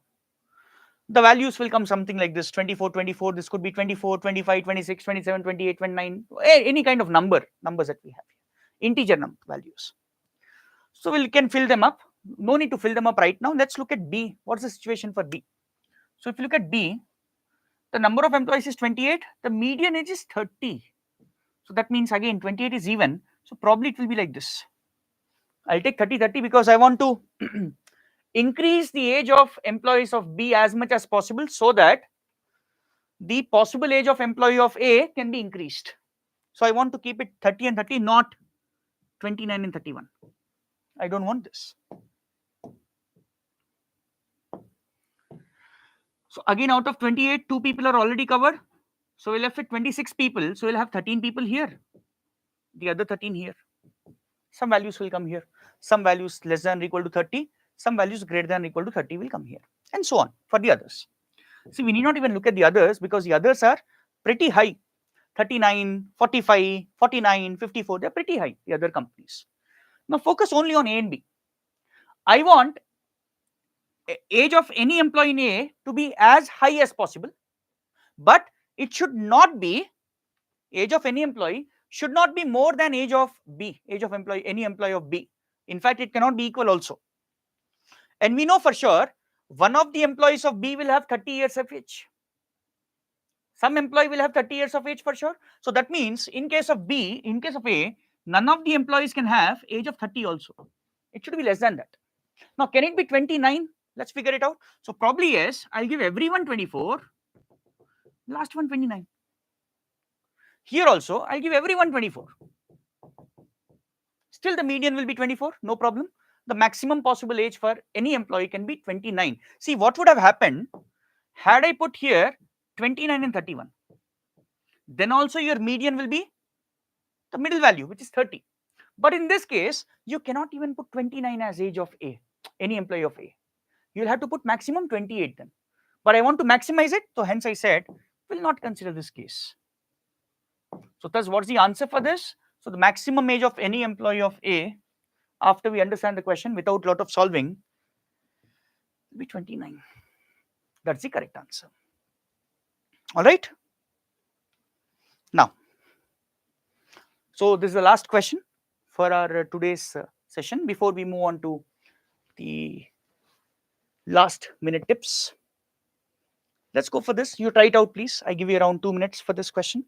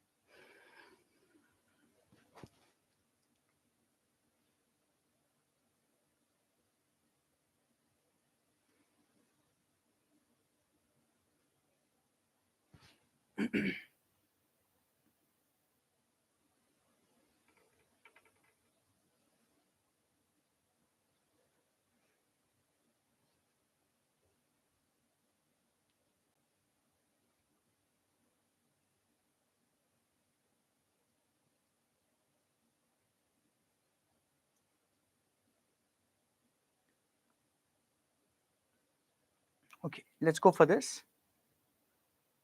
If one of the lines given by this equation equal to 0 coincides with one of those given by this equation equal to 0, and the other lines represented by them are perpendicular, then a square plus b square is how much? So I'll just try to explain. This first equation that we have is actually a pair of lines. So they would be like this probably, like this line and this line. Now, for the second equation, the pair of lines represented by this are one of the lines will coincide and the other line is going to be perpendicular to this, something like this. So it's going to be perpendicular to the other line. So that's what he says. So one of the line coincides and the other is perpendicular. Then what can we say about the value of a square plus b square? So let's try to understand the question, solve it out. I'm sure we know some basic stuff like if this is pair of lines, the pair of lines will be like, so general form of the line is ax plus by plus c equal to 0, and here clearly these are passing through the origin because this satisfies the origin. So it will be a1x plus b1y into a2x plus b2y. So these are the pair of lines represented by this first line. One of the lines is common, he said. So this is, let's suppose this is the line which is common. So here also it will be a1x plus b1y into. Now the second line that we have here is perpendicular to this line. So I ask you, what is equation of a line perpendicular to ax plus by plus c equal to 0? So equation of a line perpendicular to this line will be given as bx minus ay plus k equal to 0. But if I ask you equation of a line perpendicular to this and passing through origin, this k will vanish. Now here, of course, the second line that we have, that will be passing through origin again because this also satisfies the origin. So both the lines should pass through the origin. So what is the equation of a line which is perpendicular to this? It will be bx, so here b is b2 minus ay, so a2y. So this is the equation of the second line. So that means the first equation is represented by these two lines, the second is represented by these two lines. Then what is the value of a square plus b square? We have to figure out. Let's proceed. Let's open up the brackets in the first equation and compare the corresponding terms. So when I do that, what do we get here on the first equation? So here we'll get 2x square plus axy plus 3y square will be equal to what? When you open the brackets, it's a1 a2 x square plus a1 b2 plus a2 b1 into xy plus b1 b2 y square. Now do the direct comparison. Can I say a1 a2 should be equal to 2, right? And also b1 b2 should be equal to 3. And here can I say a1 b2 plus a2 b1, the coefficient of xy should be equal to a. Okay, this is by direct comparison of the corresponding terms. Similarly, in case of second equation, let's observe what happens. When you open up this brackets, you'll get a1 b2 x square, okay, then b1 b2 minus a1 a2 into xy. Please note a1 a2 will have a minus sign, b1 b2 xy will not have a minus sign, minus b1 a2 y square. Now again by direct comparison, here can I say a1 b2 is going to be 2, also a2 b1, that's going to be 3, minus and minus will cancel out, and finally in the middle term we'll have b1 b2 minus a1 a2 will be equal to b. Okay, so we want to find a square plus b square, right? So this square plus this square, let's calculate. What will that be? So a square plus b square will turn out to be, this is b1 b2 square, all right, or can I write it like this? I'll write whole square simply, plus a1 a2 whole square minus 2b1 b2 a1 a2. That is your b square value. That is your b square value. Similarly, a square will be what? a1 b2 whole square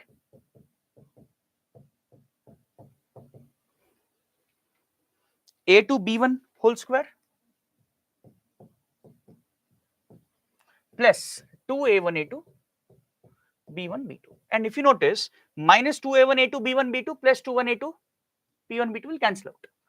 So I'm finally left with this, and these values, where do we get it? So b1 b2, if you will see, you get it here, 3 square. a1 a2, you'll get it here, it's 2 square. a1 b2, you get it here, 2 square, and a2 b1 is 3 square. So finally your answer, 3 square is 9, 9 into 2 is 18, 2 square is 4, 4 into 2 is 8. So finally my answer will look like 26. Very, very long and of course difficult question to solve in an exam condition, right? So it won't be possible for many students to attempt this, but again the idea of taking it up here is so that we learn how to do it. I'm not asking you to solve it in the test.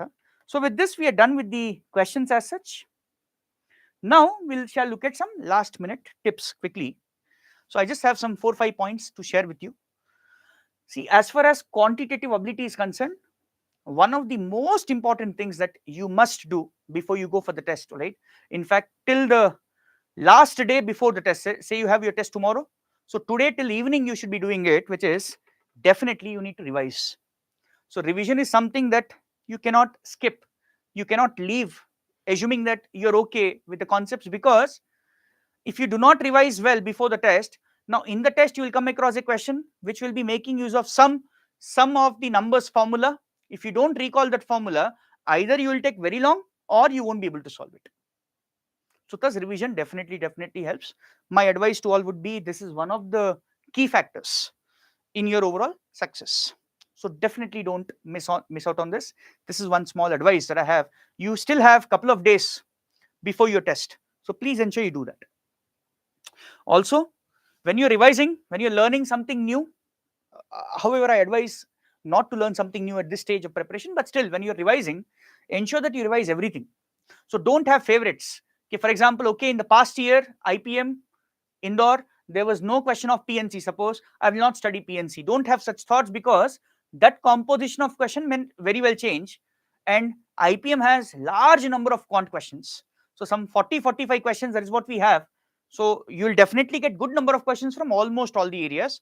So it's definitely a good idea on focusing on all the areas. Remember, it's a time test. So you have only 2 hours to take up the questions that you have in front of you. And also you have the sectional time. So that means when you're in that essay part or you're in the MCQ part, you need to perform to the best possible levels in those 40 minutes. Now, if you have to perform to the best possible levels, one of the key things that you should try to do is, please understand, for example, if I talk about MCQ, there are 30 questions. Now, as I was saying during the session somewhere, looking at the test historically, we can say somewhere around 13 to 14 is a good attempt.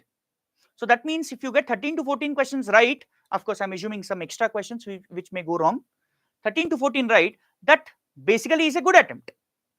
So that further means what? You're leaving away another 10 to 14 questions, right? Around 10-15 questions you're leaving away.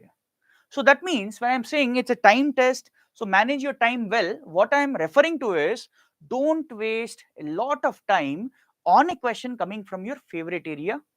Now, since it's from favorite area, I don't want to leave it, because I'm sure that I'll get the answer. Now, even if you're sure, but it's going to take some time, please stay away. Of course, low-lying fruits first. All right. When you're going through the questions, don't go in order. I hope you'll not do that. Go for the questions that you think you can cover easily, right? Easier questions first. Sectional time limit, I was talking about this. So since there is sectional time limit, you need to know some details about the test. Okay, when do I say tell myself that I've done okay? So the parameter is basically this: 50% of the questions. So if you have reached almost 50% of the questions, for example, in your essay, you have 15 questions. So say you have solved somewhere around 8 questions correctly, you think you solved correctly, you have done decently well. Similarly, here somewhere around 15, you have done decently well. But for verbal, it would be a different game entirely, because questions there are relatively easy. You can attempt them pretty much faster than the quant section. So over there, it would be a different game for these two quant sections. So roughly, it's like 50%. So you need to know the test so as to decide how much time, how much energy, efforts are you going to spend on a particular question. Remember, there will be sectional cutoffs. So that means if I miss out on even one single section, if I don't do well in that, my entire prospects of admission and all will be impacted on account of that. Please go in with a solid strategy. Don't go in with a blank slate, I would say. So have something in mind. Okay, I have these 2 3 things in mind. So if the paper turns out to be a difficult paper, then I'll do this. If it turns out to be an easy paper, I'll try to do it like this. I will go for all the questions all at once, or I'll scan them first. I'll go for the questions in the order of difficulty. For example, if I see a question is difficult, I'll leave it. I'll go for the. So what strategy are you going with? So please develop that strategy in the next couple of days. Also, you can take some mocks too for that, to check which strategy will help you. That's it. Okay. So these are some of the points that I wanted to share with all of you. So now that the session is over, I would like to end it by thanking all of you and also wishing you good luck in your paper on the Monday. So we will be again catching up on Monday. All right, we'll be coming back with the analysis of that particular paper. So please do come back. Do well, right? Do well. All the very best, guys. All right. Thank you.